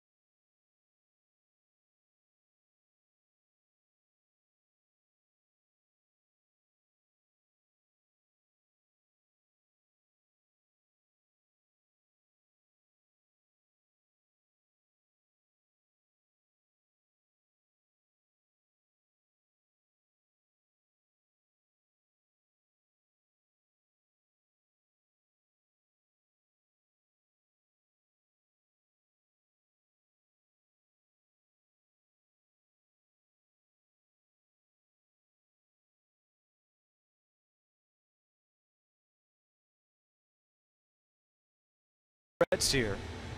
Conley still in for the Marlins after he hit, and he gets to face Stuart Turner, who came in for defense in the bottom half of the inning. Turner hitting in place of Devin Mesoraco.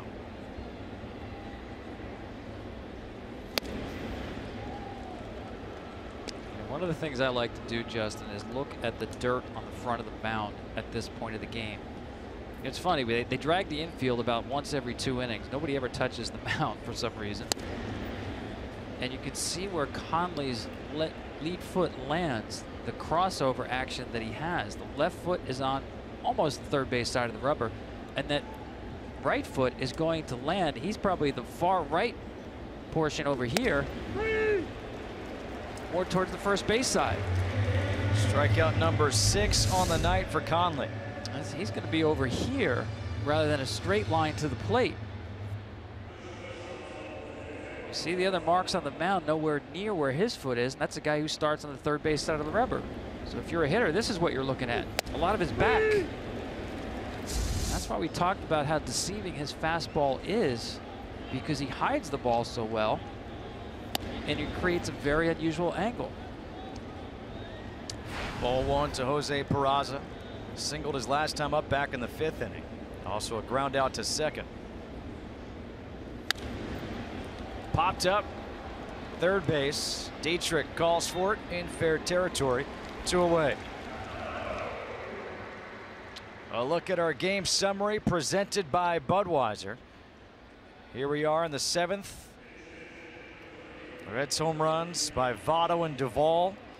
Conley has gone 6 2/3. Yelich, that big 3-run home run in the 3rd inning. The Marlins got 3 more in the 5th.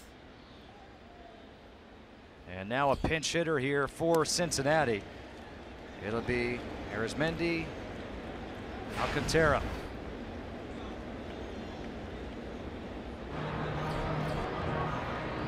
Kevin Shackelford warming up in the pen here for Cincinnati.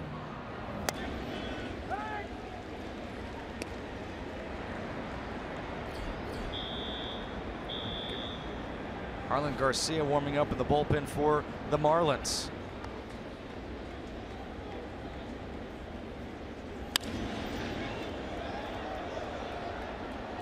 No balls and 2 strikes. So obviously Conley headed to the finish line right here. And this will be 3 outstanding starts in a row since coming back from the minor leagues.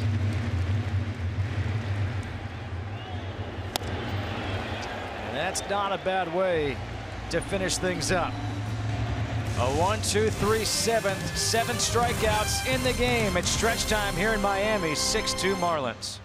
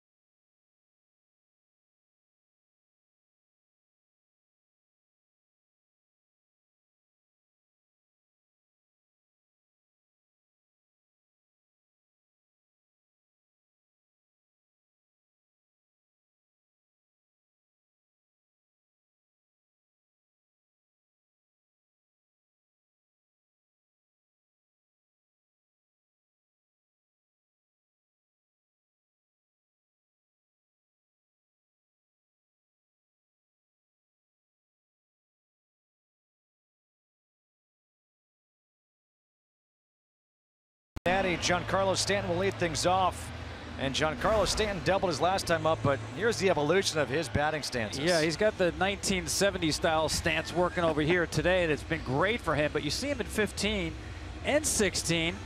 15, he's more square up to the plate, open stance here, but I want you to see the difference. He's giving pitchers an area right here to get the ball inside. Less of a window here for pitchers to get the ball in on him. The biggest difference for me is that front hip now stays in longer. When you start closed the way he is now, I want you to watch the batting glove in the back left pocket. The longer that stays on the baseball, the better Stanton is. It's when that flies open early, that's when he's susceptible to those sliders down and away.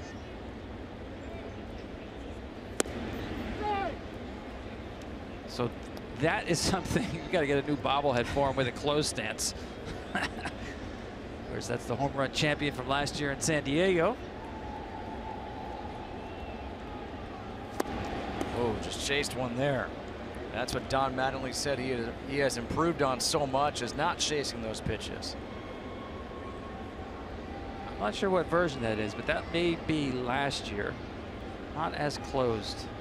He's agreeing with me. Did you notice that? Lays off that pitch. You very rarely see a bobblehead disagree with you, though. Everybody's agreeing with you right there. A chorus of yes, sir. So I want to know who's hitting the bobbleheads to make them bobble. 2 balls, 2 strikes to Stanton against Kevin Shackelford, the new pitcher in for Cincinnati, and that misses inside as he just spins out of the way. Yeah, that's another reason why he likes the closed stance. He's easy. It's easier for him to spin out of the way of pitches up and in. Remember, he was hit in the face in 14.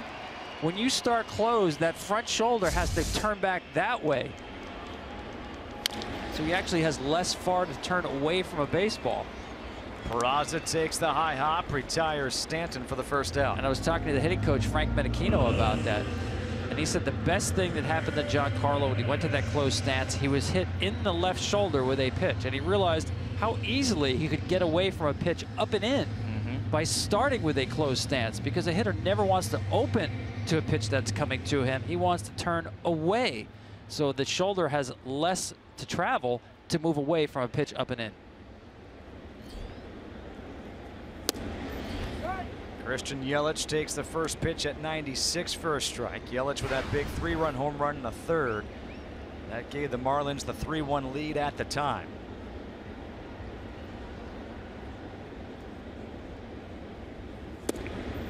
Inside, 1 ball and 1 strike.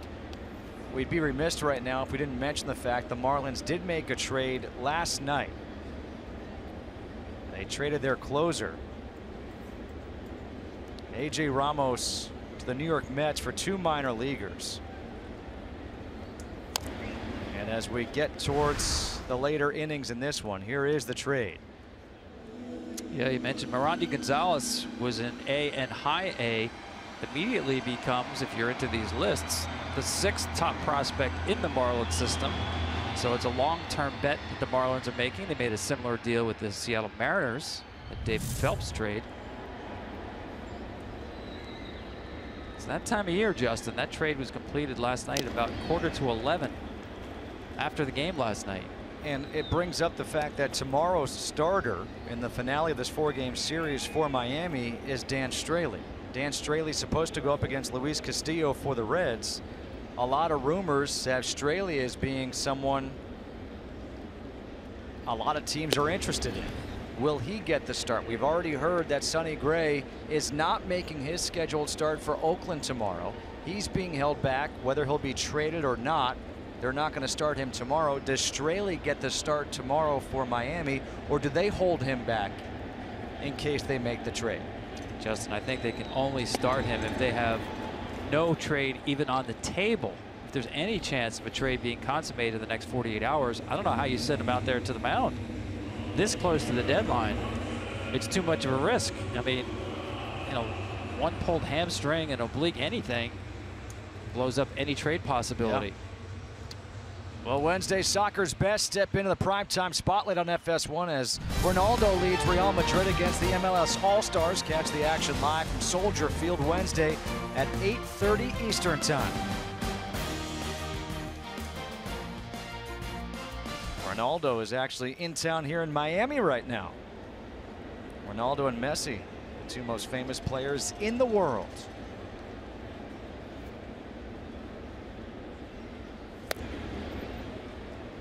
Not just they soccer had security players, at our hotel, and I thought it was for you. The team is at the hotel. I thought all the paparazzi and autograph hounds were for you. Yeah.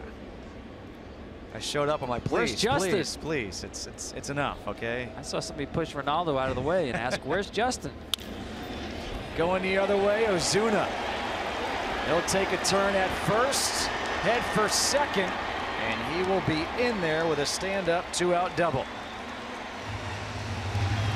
24th double of the year. Excuse me, 23rd double of the year for Ozuna. Well, we mentioned how active his lower half is, and I thought Frank Menachino, again the hitting coach, had a great comp. Vladimir Guerrero-like, because as much as going on in the lower half, what he does so well is to get that bat to the ball on plane and quickly. That's what really counts. So you're telling me that Marcell Ozuna can hit a pitch that bounces in the dirt and then comes up? That was his 24th double, as he has 2 doubles on the night, has doubled his last 2 at-bats. I don't know if he can do that like Vlad, but he can hit just about any pitch in any spot, whether it's in the strike zone or not. Realmuto takes the first pitch for a strike. Speaking of Vlad, his son is supposed to be a stud. Yeah, he's on the same team with Dante Bichette's son as well. Both of them just tearing it up in A-ball in the Toronto Blue Jays organization. A lot of similarities with Vlad Jr. as well. Built very much like his dad.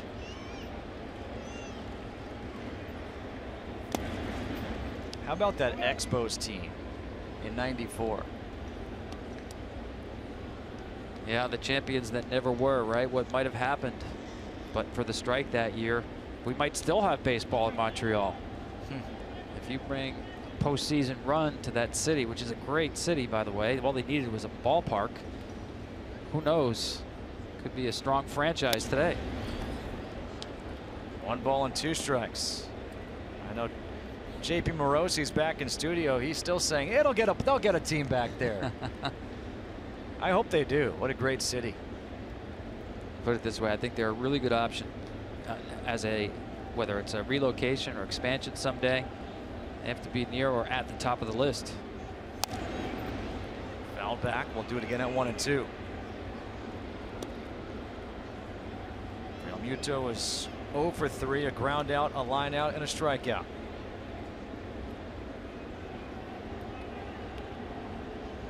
Marcelo Iglesias is warming up in the bullpen for Cincinnati.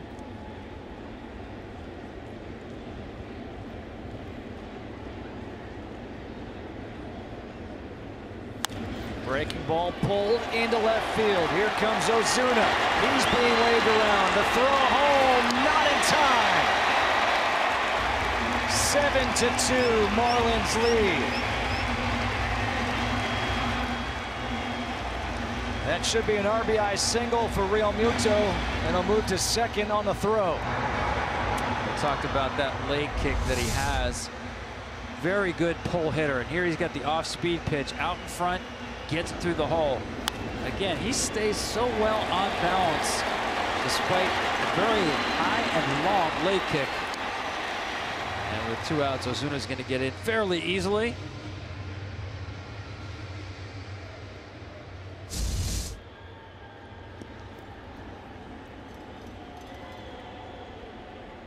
Here's Derek Dietrich. First pitch popped up in the infield. Coming in from third is Suarez to make the catch. That'll end it. But another run here in the inning. It's now 7-2, Marlins on top.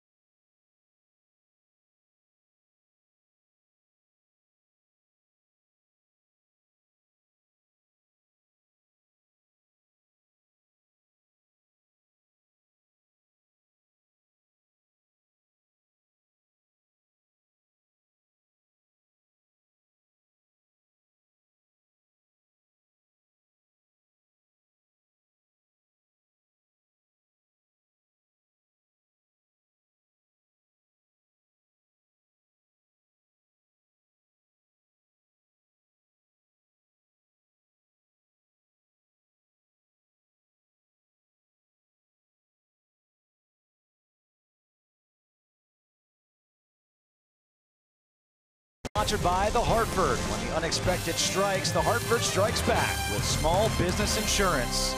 Top of the 8th, and Conley is still in there. That was his 94th pitch of the night as he faces the top of the order in Billy Hamilton. He's got 7 strikeouts through 7 now plus innings. And this, I think, surprises all of us. A new first baseman, Tyler Moore, takes over for Tomas Talis. Dustin McGowan is up in the bullpen for the Marlins. Fair ball. That's going to be an infield single for Billy Hamilton. Dietrich able to keep it in the infield. But now Hamilton is on with his first hit of the game. Yeah, I'm not sure whether he makes the play, even if he fields it cleanly, to get Billy Hamilton from that deep at third base. I agree. I think there's no shot. The way that he runs. But how about the decision to leave Conley in the game? I mean, maybe we're just used to the way the game is run. You get to the low 90s, you're pretty much done.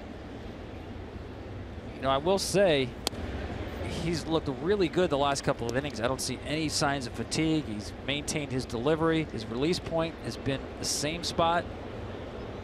But I'm a big fan of getting a young pitcher out on a positive.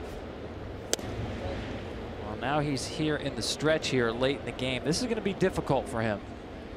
I'd rather have him walk out of this park with those 7 solid innings.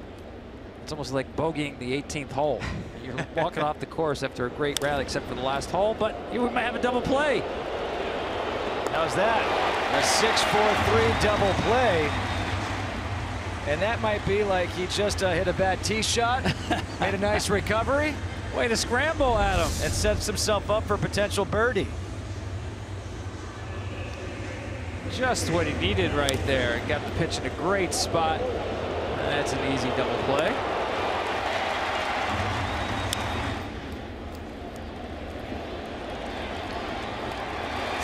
Two away now for Votto.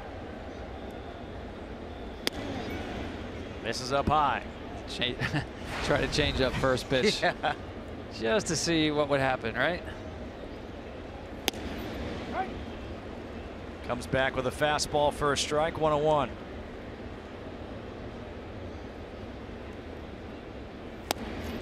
On the outside corner, just paints it, 1-2. Well, now you get to see Votto go to work. Here, you see him? He'll dictate pace now and step out of the box. That home run, his first extra base hit since the All-Star break. Off the end of the bat, little flare. That's going to drop in for a base hit. Looked like both Stanton and Yelich were fooled on that one. Both got late breaks on the ball. Absolutely 100% correct. The big swing looked like it was off the end of the bat, not on the barrel. And you're right, first steps weren't in immediately. And that is going to be it for Adam Conley. But what a night he had. Came so close to getting through 8 and set at 7 2/3. McGowan's coming in, and he'll get an ovation.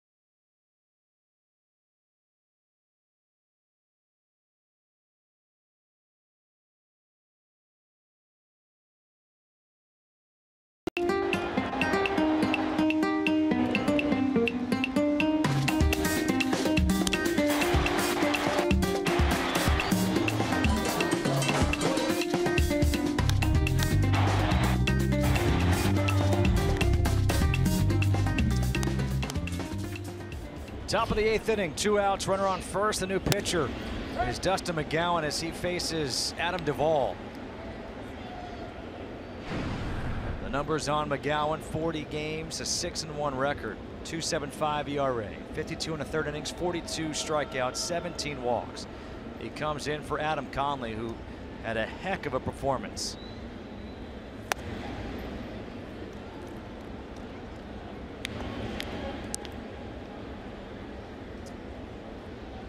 Marlins got something there to work with this kid. These last 3 starts have been deep into game 7 last inning and excellent. You know, when he was at Washington State, his college coach remarked that Conley was the kind of pitcher who could last 15 years in the big leagues pitching the 7th and 8th innings. Easy to understand why when you see that crossfire delivery. Great matchup lefty, right? Well, he's making the Marlins think we got ourselves a bona fide starting pitcher who can go through lineups 3 times. Bounce foul. 2-2.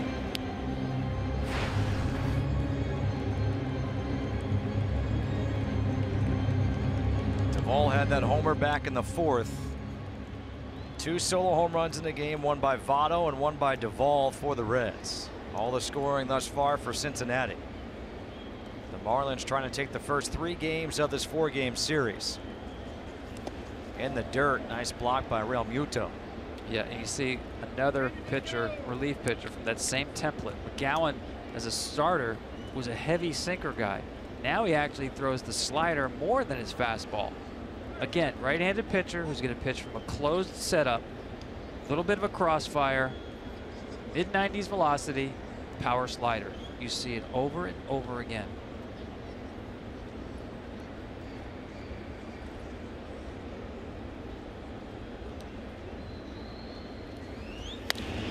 Duvall pulls it down the left field line. That'll hook foul out of play. Boy, that would get my attention, that swing right there. He just threw 94 up and in, and Duvall got the barrel on it out in front. Really not much he could do but pull it foul, but on time, above average fastball up and in. Time to go down and away with the slider. Absolutely. I'm with you, JT. Watch out. Billy Hatcher at third base has to do a little dance to get out of the way of that one.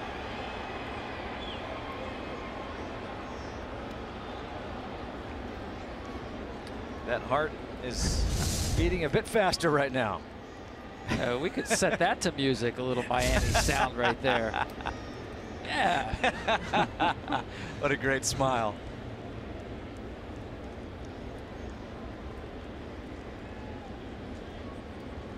Votto with that running start. 3-2. Got him swinging.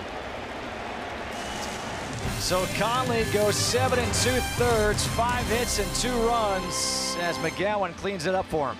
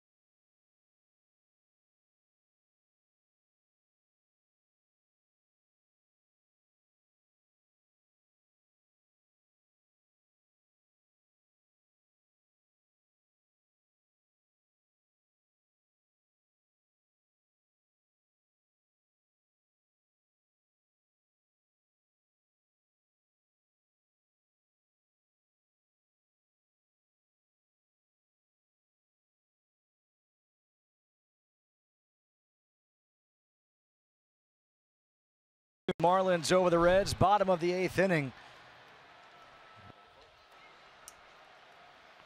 Beautiful night. Tyler Moore, first pitch down the left field line. That's a foul ball.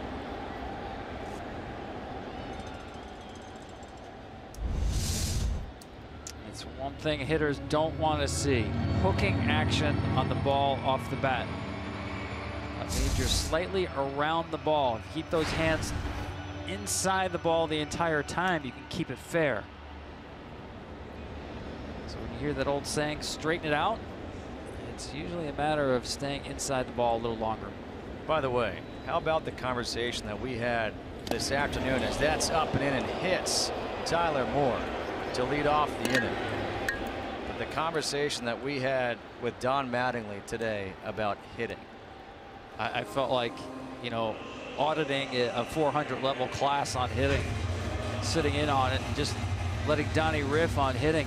The most amazing thing that he told us, Justin, and really he was one of the best hitters in the game, of course, he actually sat off speed and reacted to fastballs. And he said he did it all the time. All the time, not once in a while, all the time.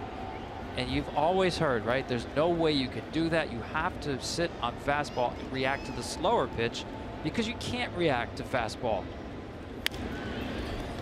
Jam to first. Votto in foul territory will make the catch for the first out. And that's exactly what he told us he did. He sat soft and felt he was confident enough to hit fastballs. He learned early in his career that he owned the inside part of the plate, that no one could beat him inside. And with that confidence, he could then sit on off-speed pitches and still cover velocity. Amazing. So Dustin McGowan's going to hit here in the 8th inning with his team leading 7-2. It was that time with Don Mattingly was one of the cooler experiences that I've had meeting with a manager. He said that Lou Piniella taught him how to hit a slider off Randy Johnson as well. Well, he did say you had to hope the slider wasn't working that day. True.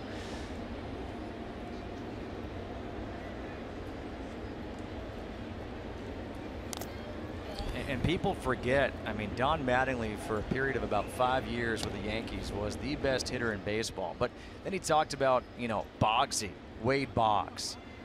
I mean, the two of those guys talking baseball. I asked him, you ever talk to Ichiro about hitting? Because those guys are hitting savants. And to be a fly on the wall, and we got to be more than just a fly on the wall in that room today. And that's something I won't forget. That was a real treat. It went on for quite some time, and I could have been there all night long. Just fascinating. And I told him the only one I've ever heard talk about sitting soft and reacting to velocity is Bryce Harper.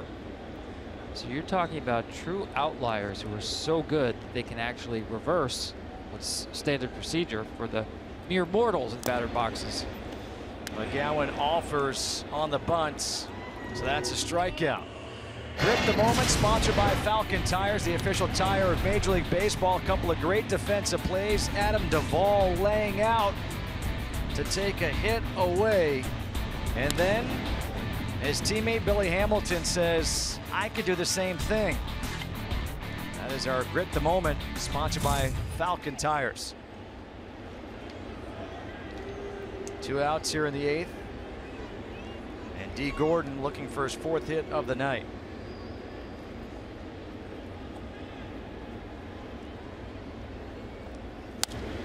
Watch out. We actually could have thrown Patrick Kivlahan in there as well. Yeah. Third Cincinnati outfielder threw out D. Gordon back in the 1st inning when D tried to hustle a single into a double.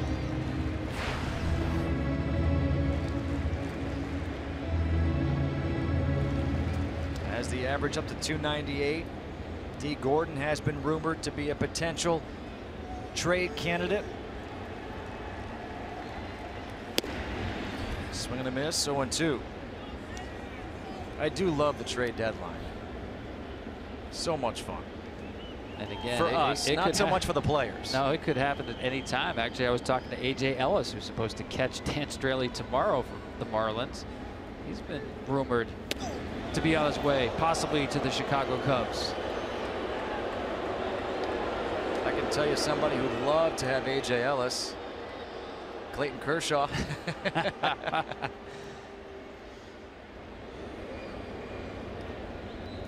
They had a good thing going, didn't they?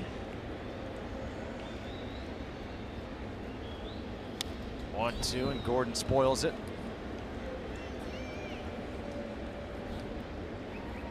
On deck is Giancarlo Stanton. Will he get one more at bat? Already has a 2-run double in the ball game, a couple of runs scored. He needs D. Gordon to reach base here in the bottom of the 8th inning.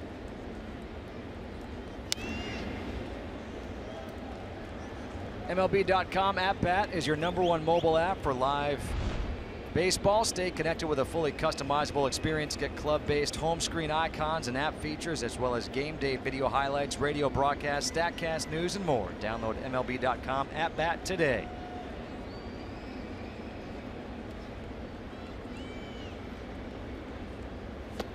And Gordon will strike out on that slider to end the inning. We head to the 9th here in Miami. The Marlins trying to make it 3 in a row to start this series.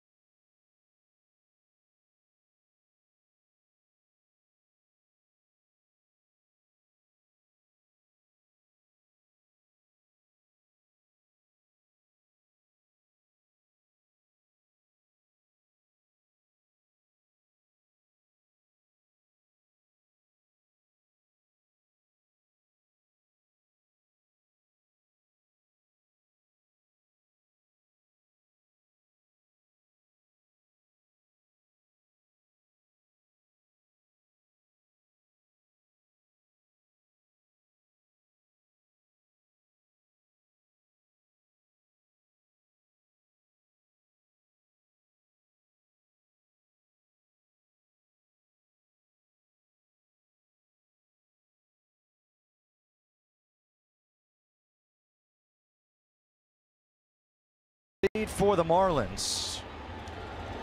We said it before, they made a deal last night. A.J. Ramos, their closer, was dealt to the Mets. This is not a save situation. McGowan is in, and he'll face Patrick Kivlehan to start off the 9th inning. McGowan came in with 2 outs in the 8th for the starter Adam Conley. What a night Conley had. Conley, 7 2/3, 5 hits, 2 runs, 2 walks, 7 strikeouts. For 103 pitches. And he's been really good, as you said, since coming back from AAA. In his 3 starts. A start against the Phillies, a start against the Rangers, and now one here against the Reds. Kivlehan back to right field over the head of Stanton. And Kivlehan will stop at second with an opposite field double. Yeah, that's a strong man, because that fooled Stanton a little bit. He had to reroute on the way to this fly ball. Watch him go across and now has to go back. Opposite field got fooled a little bit, but Kivlehan, certainly former defensive back at Rutgers, Very strong man. It's an amazing story. He didn't start playing baseball at Rutgers until he was a senior. And oh, by the way, became the conference player of the year. Messed around with football. I didn't say mess around. He was good at football. Decided, I'll do this baseball thing a little bit now. Jeanette, a little broken back ground ball to second. Gordon makes the play. Down to third base goes Kivlahan. One away. And it's going to be a pinch hitter, Tucker Barnhart.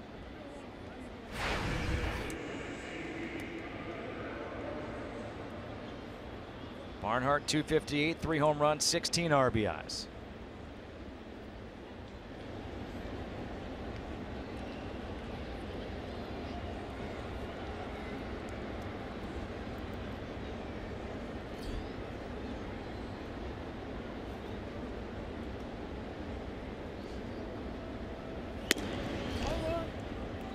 .95 high and outside for ball 1.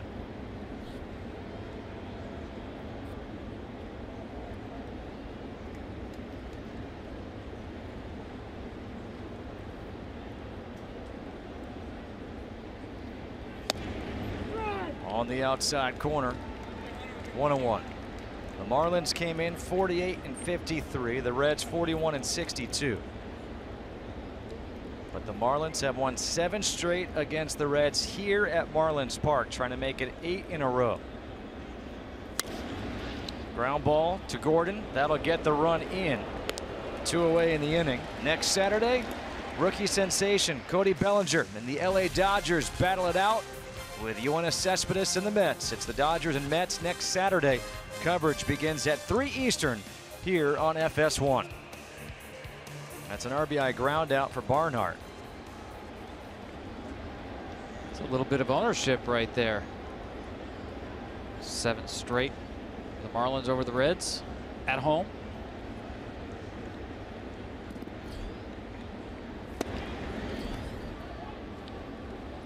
Jose Peraza takes the pitch low and outside. Peraza single back in the 5th, a ground out and a pop out to third.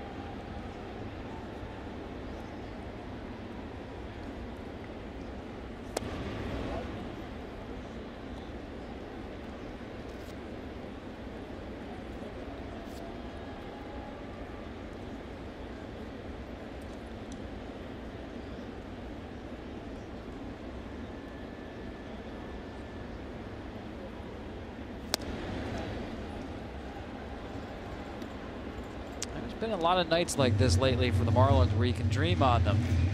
Scoring a lot of runs this month in July. You look at the lineup, especially the top 1 through 6. They can hurt you in a lot of different ways. Young, athletic, talented. That's a 4-pitch walk issued to Peraza. With 2 outs here in the 9th. And Don Mattingly just wants his pitcher to throw some strikes, get out of this inning, finish off the ball game. But he's got to face a pinch hitter and Scott Schebler, and that's going to be it, I believe, for McGowan. He's got the lefty Harlan Garcia warming up in the bullpen. Schebler's been announced. Mattingly comes out, and yes, that will be it.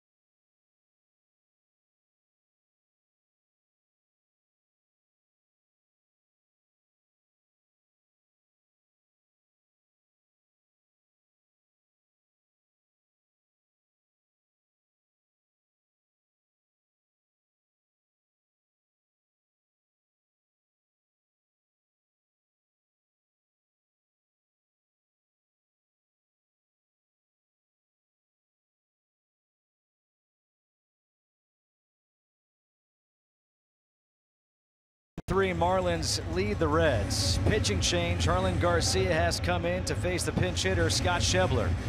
With a runner on at first base, the numbers on Garcia, 44 games, 0-1, a 3.67 ERA.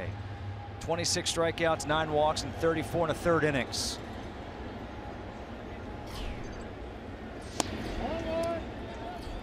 Taking second base is Peraza. Defensive indifference there.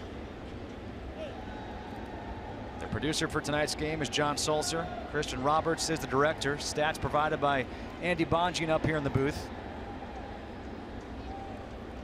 Just before the trade deadline here in 2017. Marlins and Reds. Called for a strike, 1 ball and 1 strike. Brad Ziegler just activated off the DL. He is the de facto now new closer for the Marlins, taken over for Ramos, who was traded to the Mets last night.